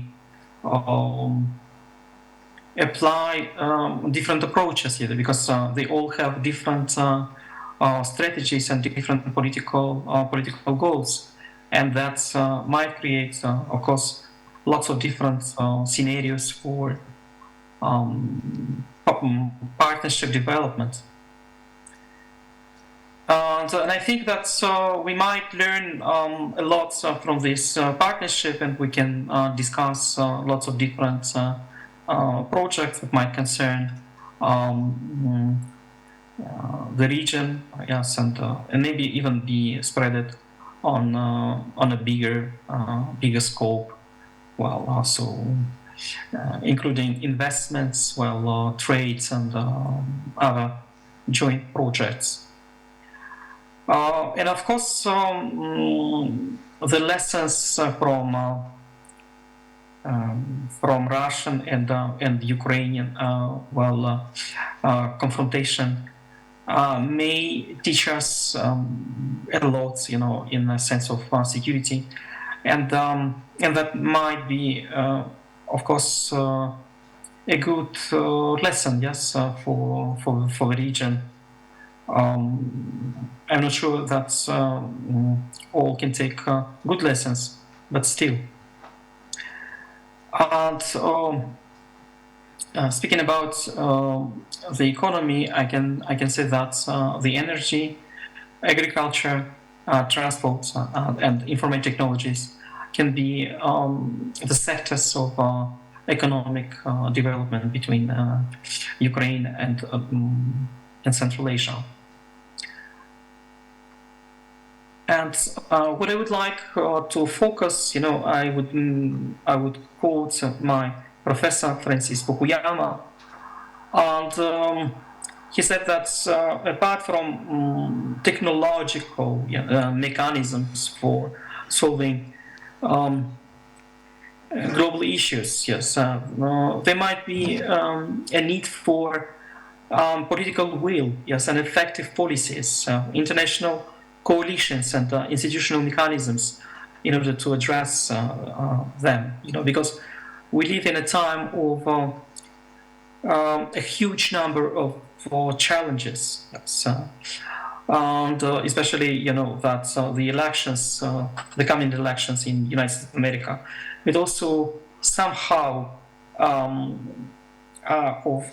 a great and strategic importance, since the democracy in United States of America may influence a lot on a way countries may minimize their democracies or increase their authoritarianism.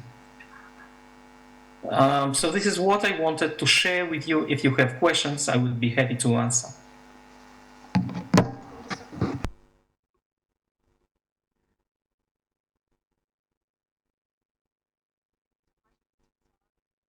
Such interesting presentation. I think the question has Maksym, Yali, прошу. Камни, граниты. Hello, Mr. Sari. Thank you for a very interesting report. Well, you have mentioned that some Russian propagandists regularly claim territorial demands, I would say, yeah, or claims to Kazakhstan, especially it concerns northern regions of Kazakhstan, that these are so-called historical territories of Russia, etc., etc. In this context, and taking into account grief experience of Ukraine, does Kazakhstan president and government take any steps to prevent possible military aggression of Russia? And first of all, do they consider such risks seriously? If yes, which steps they are taking to prevent them? Thank you. Yes, thank you so much. Yes, quite an interesting question. And it concerns not only the Russian propagandists' statements and provocations, but also it comes from the time of Andrei Kozyrev, the former Minister of Foreign Affairs of Russia, at the time of Yeltsin, who was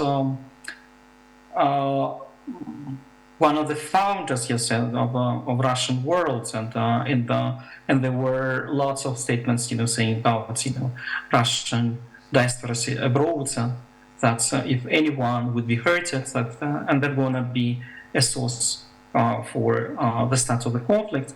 And also Solzhenitsyn was speaking about the North territories of Kazakhstan, and claiming that they're gonna be part of Russia, and there was also Zhirinovsky mentioned quite specific statements regarding Kazakhstan, and we have to say that the government of Kazakhstan hasn't considered that seriously, since we are an independent state and we have our border delimited. And that is not really part of the political talk, and it's not even considered as a talk for any negotiation attempts to describe them. But if there are some very aggressive statements, of course we have a certain kind of reaction from the Ministry of Foreign Affairs of our country, and these people are kind of blacklisted. Thank you so much. I think that I have also additional questions following the questions had been told here and before. What the tendency will prevails in the short term tendency. So I mean like relationships between Kazakhstan and Russia, position of Kazakhstan in Central Asia, the country mediator, what will prevail? So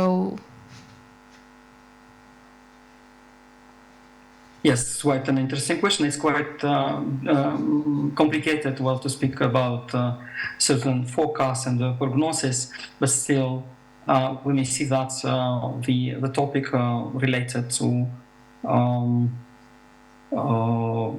partnership, yes, for Kazakhstan, because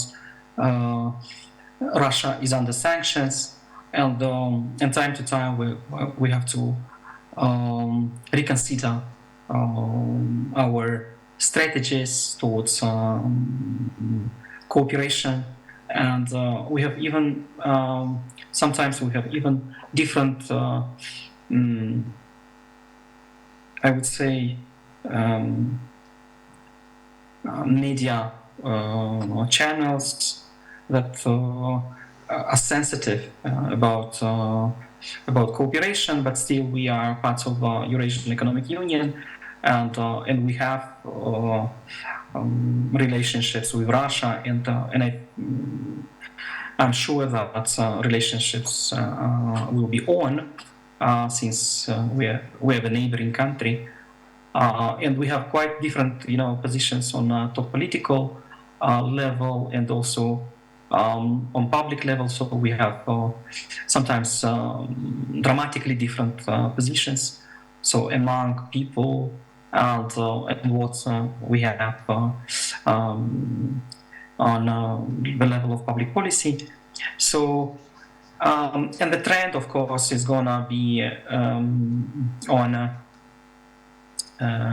a bigger involvement in Asian politics, since China is very, very much increasing its policy, and that's why somehow Central Asian countries are minimizing their cooperation with Russia and increasing their cooperation with China, with South Korea.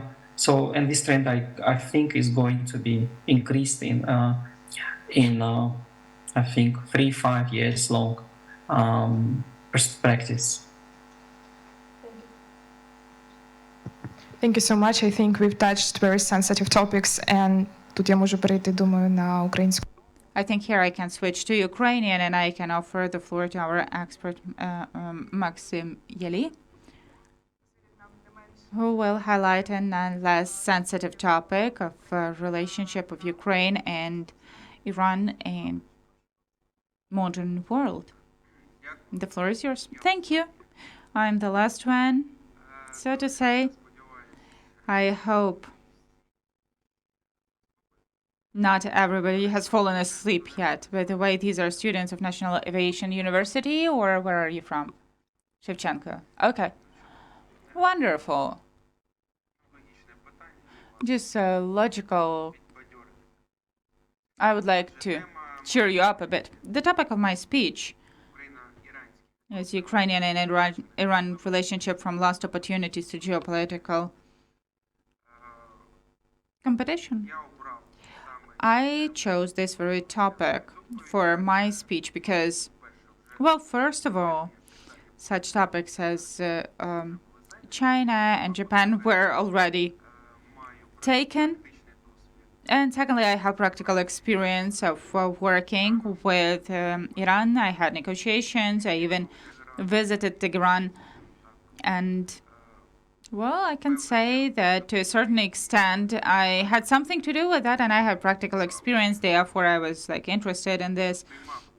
I participated also in this cooperation, let us say so, at the moment when there was a second kind of push in this relationship, when there was such an attempt. Why this relationship is interesting, and the main thing, what kind of conclusions should we draw here? Because actually, if the main task of diplomats is to avoid war, actually, if the war came to us, it means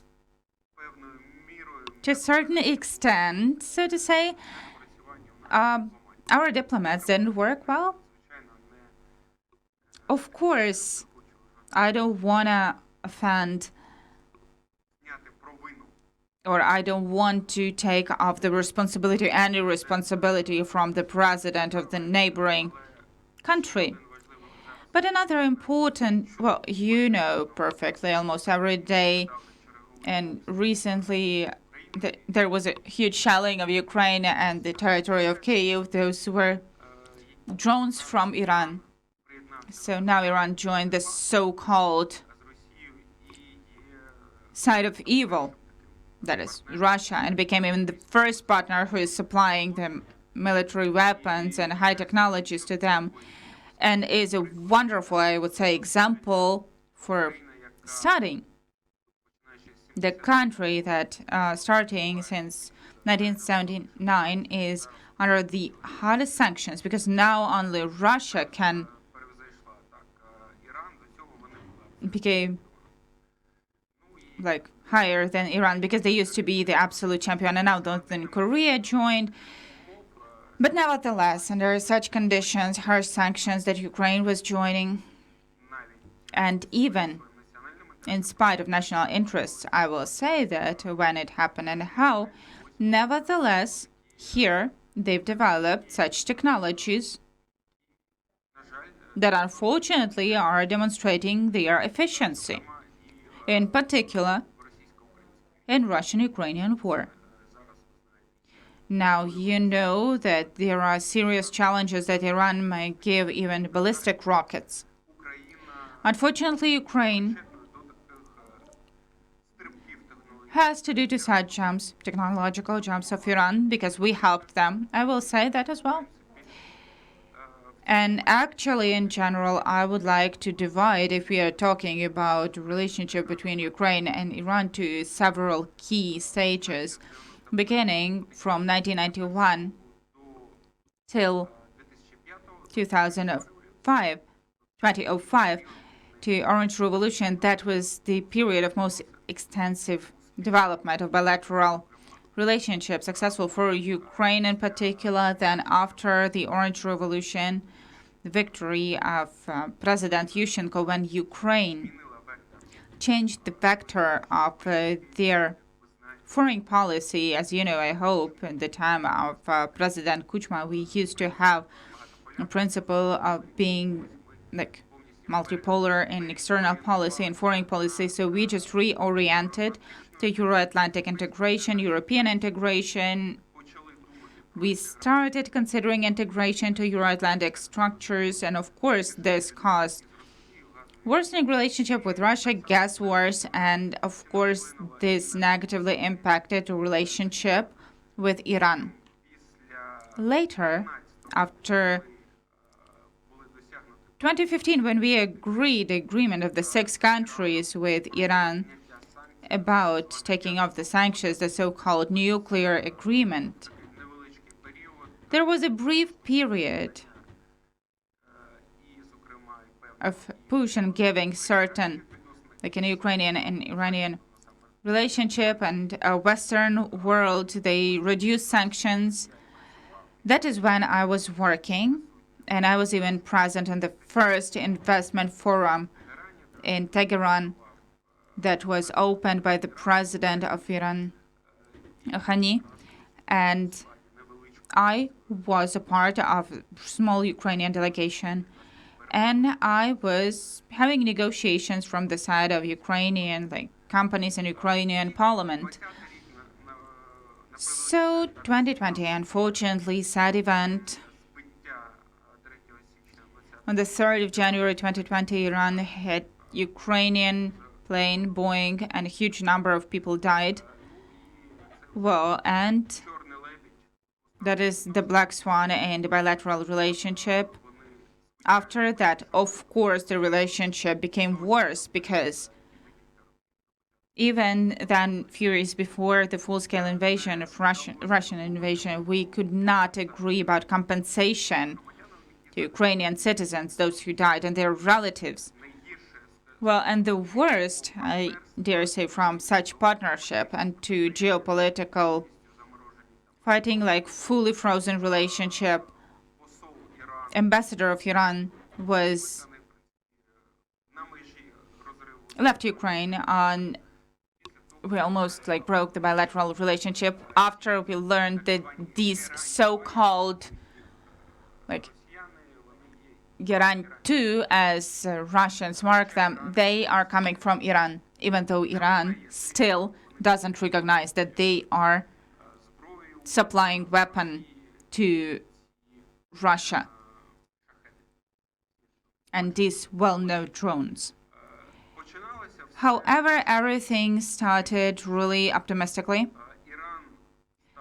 Iran became one of the first countries in the world who recognized Ukrainian independence, and they established diplomatic relationship with our country. That happened on the 25th of December, 1991. As you know, on the 1st of December the same year, there was just a referendum where people of Ukraine supported independence, elected their president, and for more than a month there were diplomatic relationship. And in January 1992, the Minister of Foreign Affairs visited Kyiv, where the agreement on bilateral relationship was signed. And already in spring 1992, the president of Ukraine, Kravchuk, visited Iran. That is one of the first countries that were visited by Ukrainian president. And later on, even if you look up in the Wikipedia so that I don't waste time, the first years, 90s, almost every year, there were visits on the highest level, the level of ministers of foreign affairs, profile ministries. That is, the relationship had the excessive character because Iran was interested in bilateral relationship development. Then at the beginning of the 90s, they tried to recover from a hard war with Iraq that lasted for 8 years. And of course, they had this pressure from sanctions, and they were looking for countries where they could take technologies from. And Ukraine was a wonderful example. By the way, Soviet Union was considering Iran also as the enemy, but less evil than the USA. And when the Soviet Union fell apart, they decided to fully use the huge potential that Ukraine has got. So to speak, if since 2015, after the victory in the Revolution of Dignity, our authorities took a concept and movement that Ukraine will become an agrarian country. And all the 30 years from basis of industrialization, well, that heritage that we had with all the prognosis of foreign experts in the 90s, we had the potential to become one of the most powerful economies of the EU. That is, everybody was really optimistic about us, and that was really intense relationship. We had very serious projects. The biggest of those is after Iran signed the agreement on constructing the nuclear station in Bushehr, and Russia gave the subcontract to Ukraine because in Kharkiv there's a really powerful enterprise, Charitable atom. So that they were building not the engines, but like special engines for nuclear plants. And they took Ukraine as subcontractor, and it was for Russian nuclear stations. Also take into account the Soviet economy was disseminated. All the key elements of nuclear stations were built on the territory of Ukraine and Kharkiv. However, the mistakes or non-mistakes, at least the lessons that we have to analyze as future specialists, under pressure of Israel and the USA, and we can see they are not really supporting and was supporting us after the beginning of the full-scale invasion, meaning Israel, even in spite of the fact that we were asking them of that. They are the example, like the balance of national, how to preserve the balance of national interests. They didn't want to make the relationship with Russia worse, even though Iran is existential threat for them, probably the only state which is officially declaring as the aim destruction of that country. However, at the time, the State Secretary of the USA visited Ukraine in 1998, and under pressure, we refused to participate in the project. We were promised that they will develop and they will involve Ukraine to development of highly technological spheres. They will give us the technologies. However, as our side experience shows of Budapest Memorandum, promises cost nothing. Nothing is there, and now we are You're having nothing, so we lost like $500 million. Kuchma said less. There were numbers in media. 50 million, but even 50 million in the 90s. As people in Odessa say, these are two big differences. Because the apartment in Kyiv costed like $10,000. And the inflation processes were not as developed in the USA. That is huge losses. We've got nothing. But our specialists, they were involved and they were bringing income to their companies as subcontractors. Engineers were working on that project. And the most successful project of the two countries is probably the only one that switched from theories to practice, demonstrated a huge technical potential of Ukraine that we got as a heritage. That was construction of planes in 140 in 2001. The first one of those was built. So probably all you heard how they are assembled here in Ukraine, that is all the details are made in Korea, and then here we are assembling that. At least it used to be. Then it was closed. So we were producing these things in Ukraine. Ukrainian engineers were working with that, and then also in Iran till 2015 this project was, even when the relationship, so to say, almost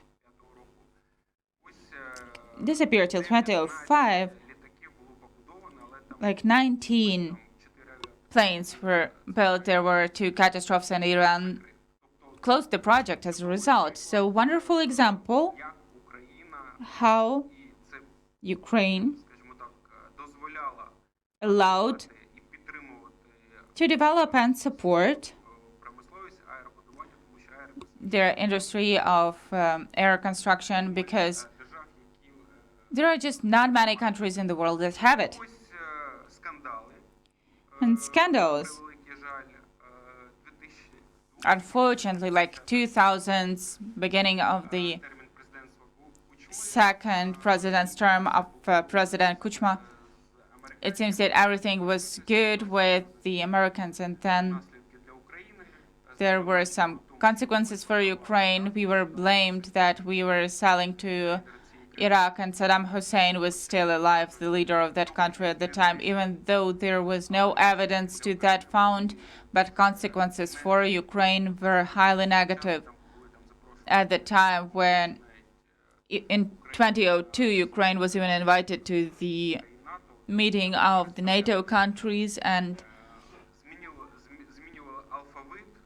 we're changing the alphabet from to French, so that President Kuchma is not sitting next to leaders of the USA and Great Britain, because Ukraine and the United States, So that was the kind of isolation, and Iran was trying to use that in 2002. The visit of the president of Iran was,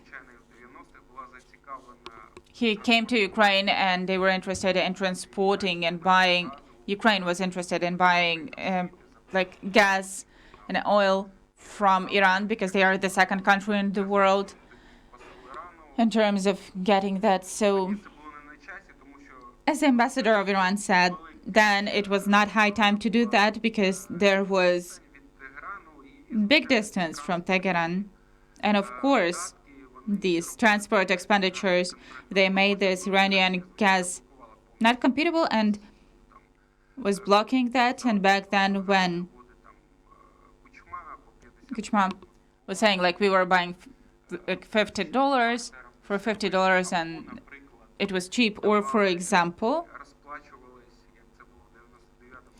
and they were paying known hot rockets. 50 of them are now flying to Ukraine, to Kyiv. 575 rockets we gave to Russia. And the scandal was related to the fact that, unfortunately, all the contraband, the time when this huge potential, military potential, which we got as heritage, we were selling that. And there was such a scandal. After the Orange Revolution, just President Yushchenko gained his powers. Deputat Melchenko is with the speech that Ukraine sold at the time of his presidentship these rockets, 56 to China and 6 to Iran. And then in 5 years, Iran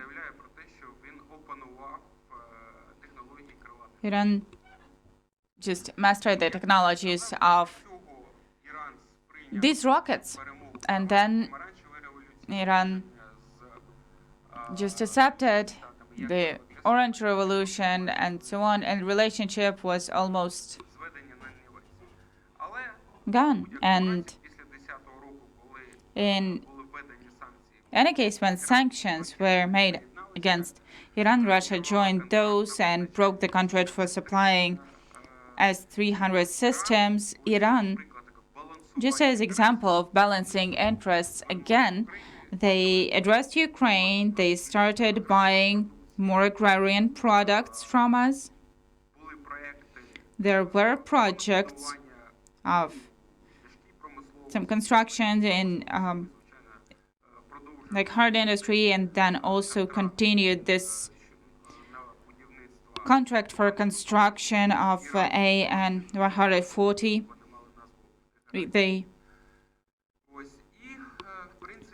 were supplied there. So later on, as they said, from one revolution to the other one, and there was growth, there was evolution of relationship in a positive sense for us, important sales market, and even numbers in 2021.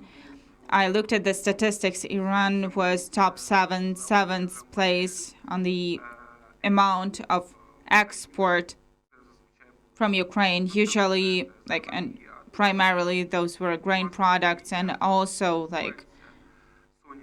some oil, some vegetable oils. That was of really high demand, and Ukrainian companies were trying to increase their export of their own products even more. The huge potential, because, so to say, my personal opinion, because it seemed that I returned 20 years back, Soviet Union of the 80s. So because of these sanctions,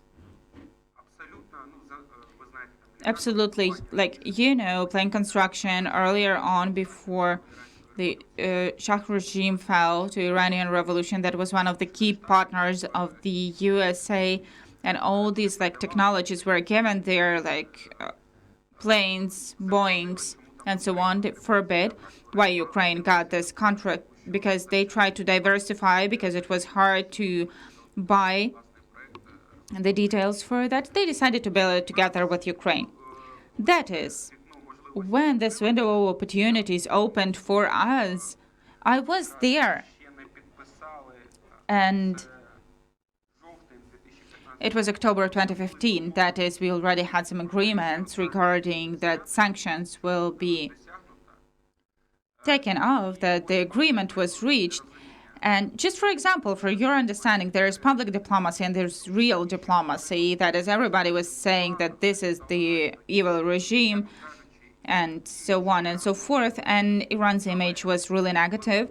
However, when we came to Tehran, it was impossible to find a room in the hotel. Everything was booked because everybody was coming to the investment forum. Chinese people, that is clear, they were partner number one, but French people who were, like before sanctions, they were building like Renault, for example, plant. They were producing cars there, like English people, all that big businesses, all those big businesses, they were there. They were offering like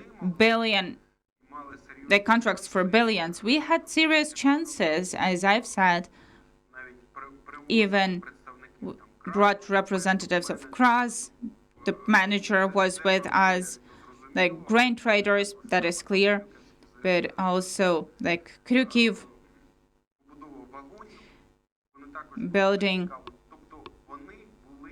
cars and so on.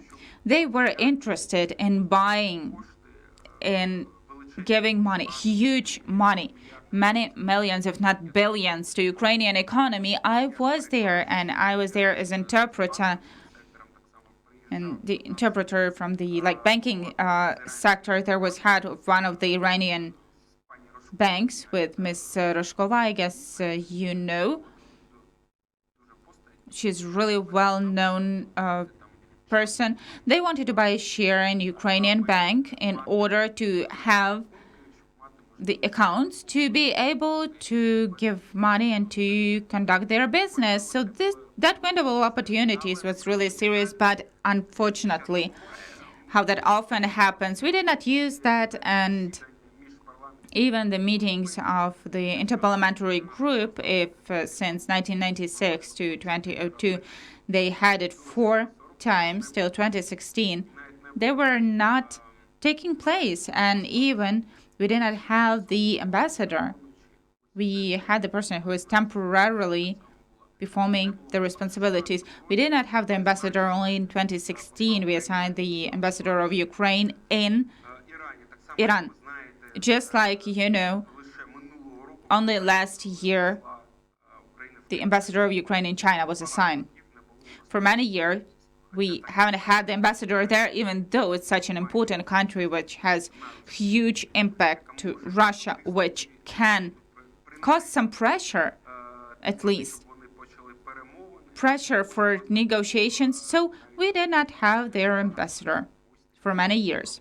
So these are the problems, colleagues. As you know, last year we even opened the competition. We were looking for ambassadors to a huge number of countries. So these are the consequences of our diplomacy. These mistakes and everything, they have their consequences, negative consequences. And unfortunately, we even in the conditions of war, we are not fully using our opportunities without even speaking about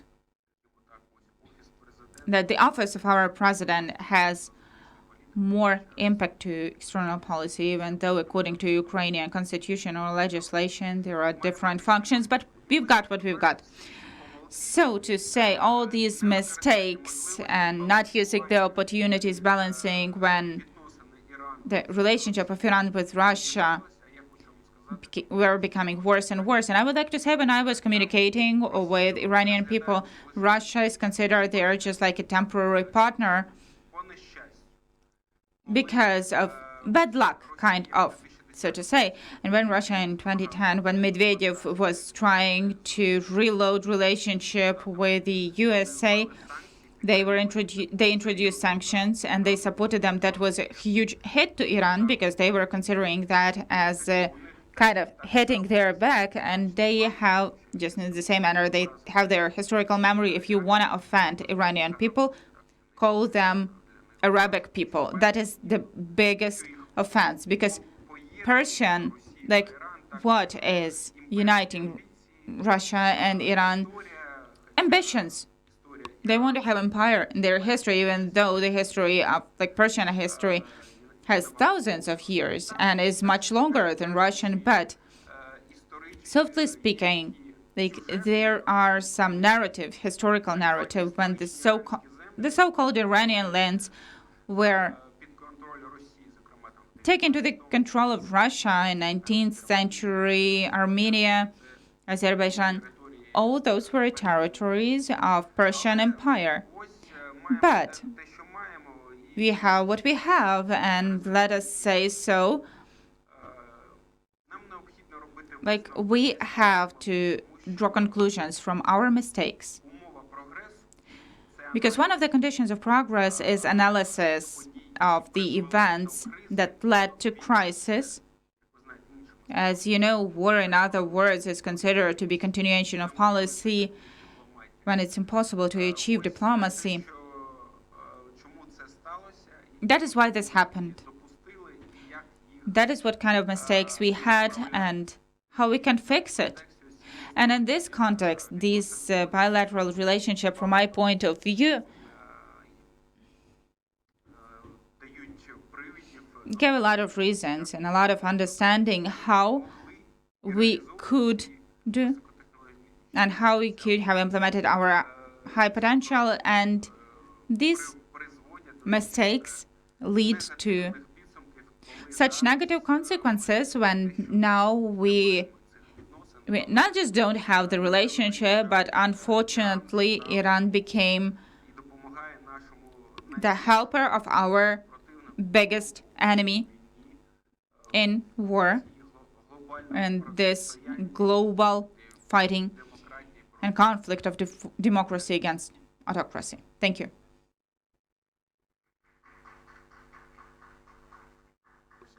Thank you very much, Maksym Haralampyevich. It was a very interesting speech, really detailed. At least for myself, I learned a lot about the Ukrainian-Iran relationship. You just predicted my question about what do we have to do today in order to get to this path of building strategic partnership and recognizing mistakes not only on institutional levels in general, on the level of national understanding and state understanding. Dear colleagues, I think that we are exceeding our planned time, and if you have some questions, if possible, just tell us whether the audience can ask just a few minutes questions. Up to 10 minutes. Okay, please, really briefly. Yeah, briefly, it's probably to answer briefly. Yeah, please present yourself and your question. My name is Palamarchuk Dmitro. I am a student at the National Aviation University. And I just had such a question. You said that the biggest offense for people of Iran is to call them Arabs. Is that related to the division of religion of Islam to Sunnites and Shiites, or it's something different? Something different, but of course, when I was speaking about the parallels, I was even, well, so to say, there's religious aspect, of course, because, well, Christianity is divided to the key branches, because Protestants appeared in the 16th century, but before that there was Orthodox and Catholic directions, so to say. They had Sunnites and Shiites.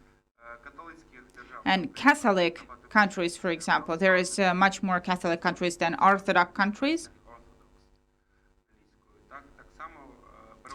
And just the same way most Muslim countries are Sunnites and Shiites. Like the biggest country is Iran, who has geopolitical ambitions and their own world, like whose seats also they have Shiism. But people of Iran, why is that offense for them? Because first of all, Saudites are the biggest challenge for them, for regional leadership. And secondly, what I mentioned, the history of the Persian Empire. It has a few thousands of years, 300 of like people from Sparta. Everybody heard about that. Those were wars of Persian with Athens and Greek state. That is, they had Zoroastrianism, the religion. Freddie Mercury, by the way, his parents, he was son. But before Islam, I hope you know that in 7th century, Islam started being spread as a religion. So at the time, Persia was existing more than 1,000 years already. And then after the conquering Arabs, by the way, Islam became widely spread there. Till that moment, they are viewing their history like the beginning of it, like 8th, 9th century before our era, much earlier, when they had the Alliance world, and a bit later there was Persian Empire. Therefore, for them it's offense, because this is kind of denying a huge part of their history. They're calling themselves Persian till now. By the way, the name was changed only in the 20th century. Yeah, in 1935, but I would like to add a bit. It's just the same if you call Syrian people Arabs, even in spite of their official name. They are calling themselves Syrian because their national and historical memory goes to really far times, to first thousands of years of, like, those were first countries. That's my brief comment. Next question, please. Thank you. Colleagues, if we have no more questions, I thank very much to our experts. Yeah, we have a question. Yeah.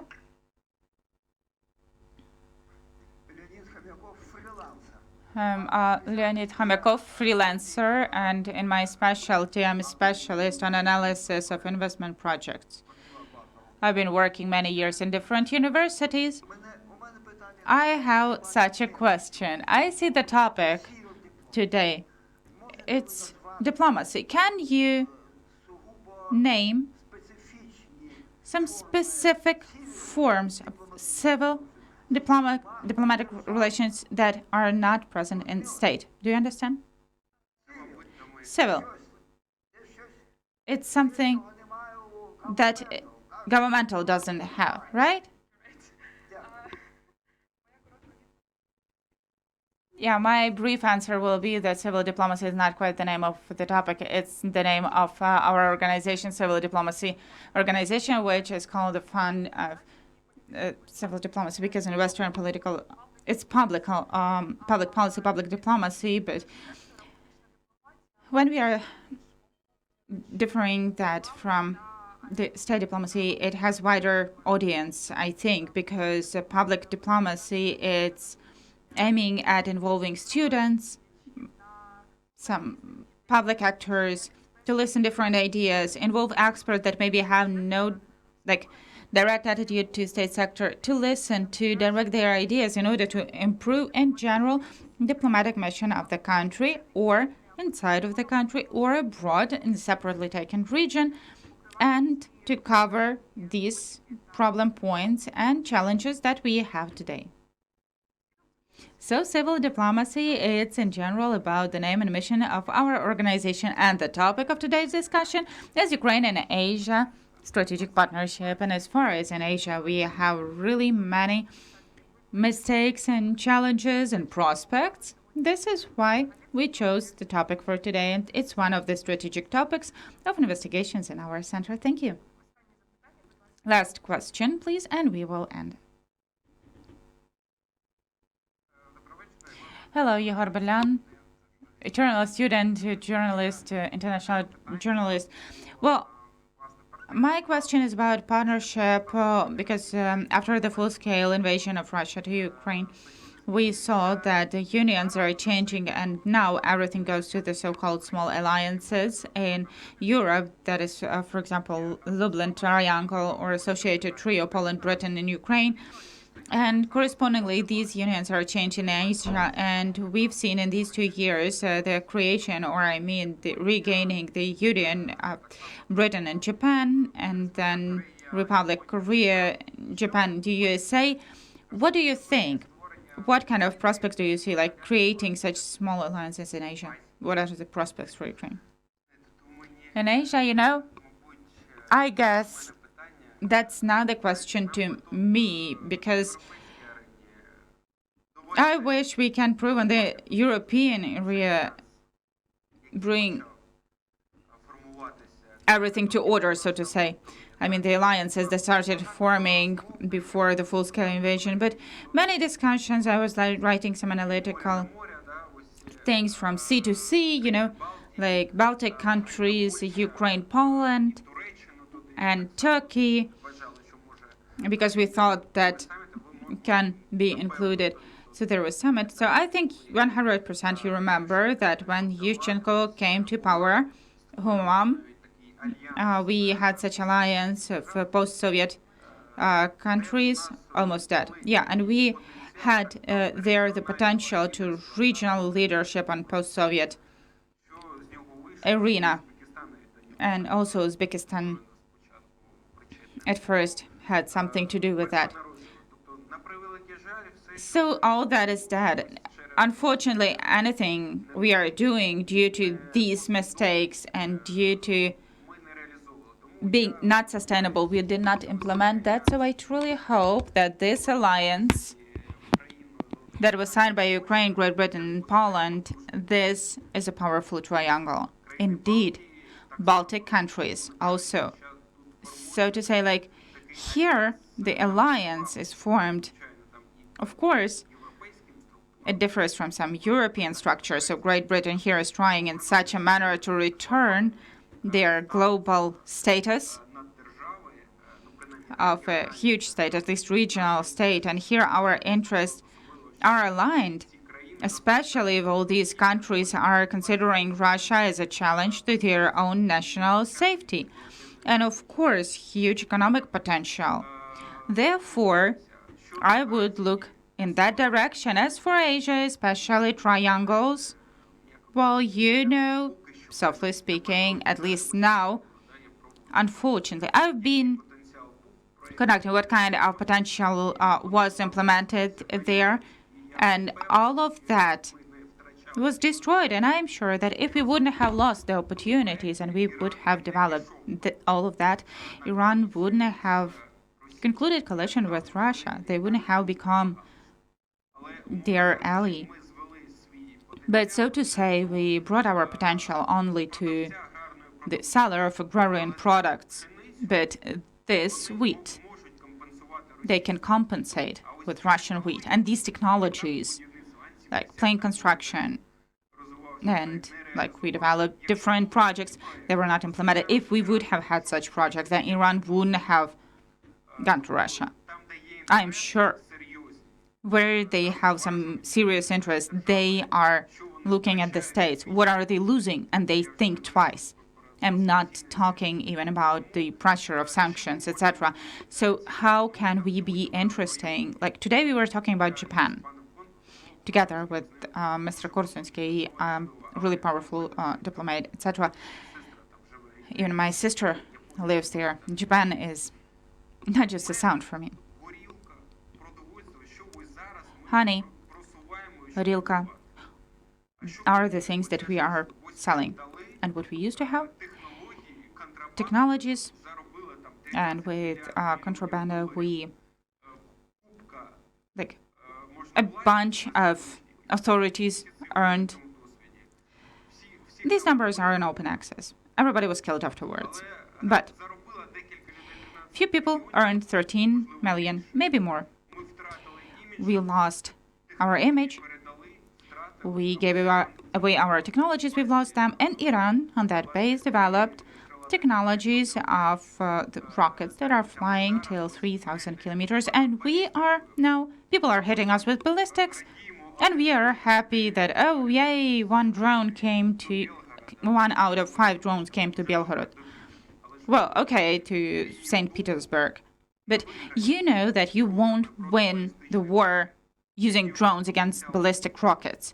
What kind of potential we used to have and what we came to, we sold everything. When I was looking at the statistics, how many systems of air defense we had, I don't talk about nuclear weapons. We could not preserve that.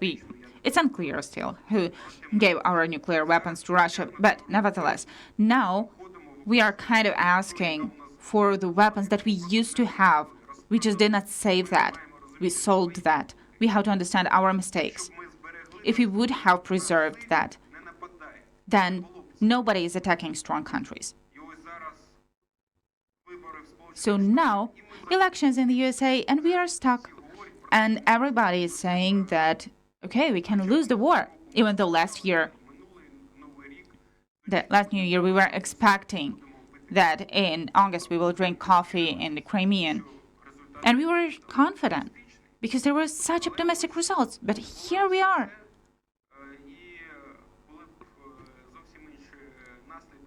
So we would have had totally different consequences, but unfortunately history doesn't have that. So we have to develop the potential that exists, because honestly speaking, I don't see Asian tigers who are interested in Ukraine. What can we give? We wasted all that high potential. Grain is good, but the key goals of Russia is to conquer the markets that belong to Ukraine. I will briefly add that building strategic partnership, it's not mandatory about building some new axis of cooperation. I mean, axes are built when these countries, 3 or 4, they have an idea of fighting something. And in Asia, we don't have neither necessity for building such triangles, nor some idea part, nor necessity. So thank you very much to all of you for fruitful discussion. Thank you, Maksym Harlampievich. Thank you to our experts. And I will invite you further on to our events. Please participate. We will be happy to see all of you. Thank you.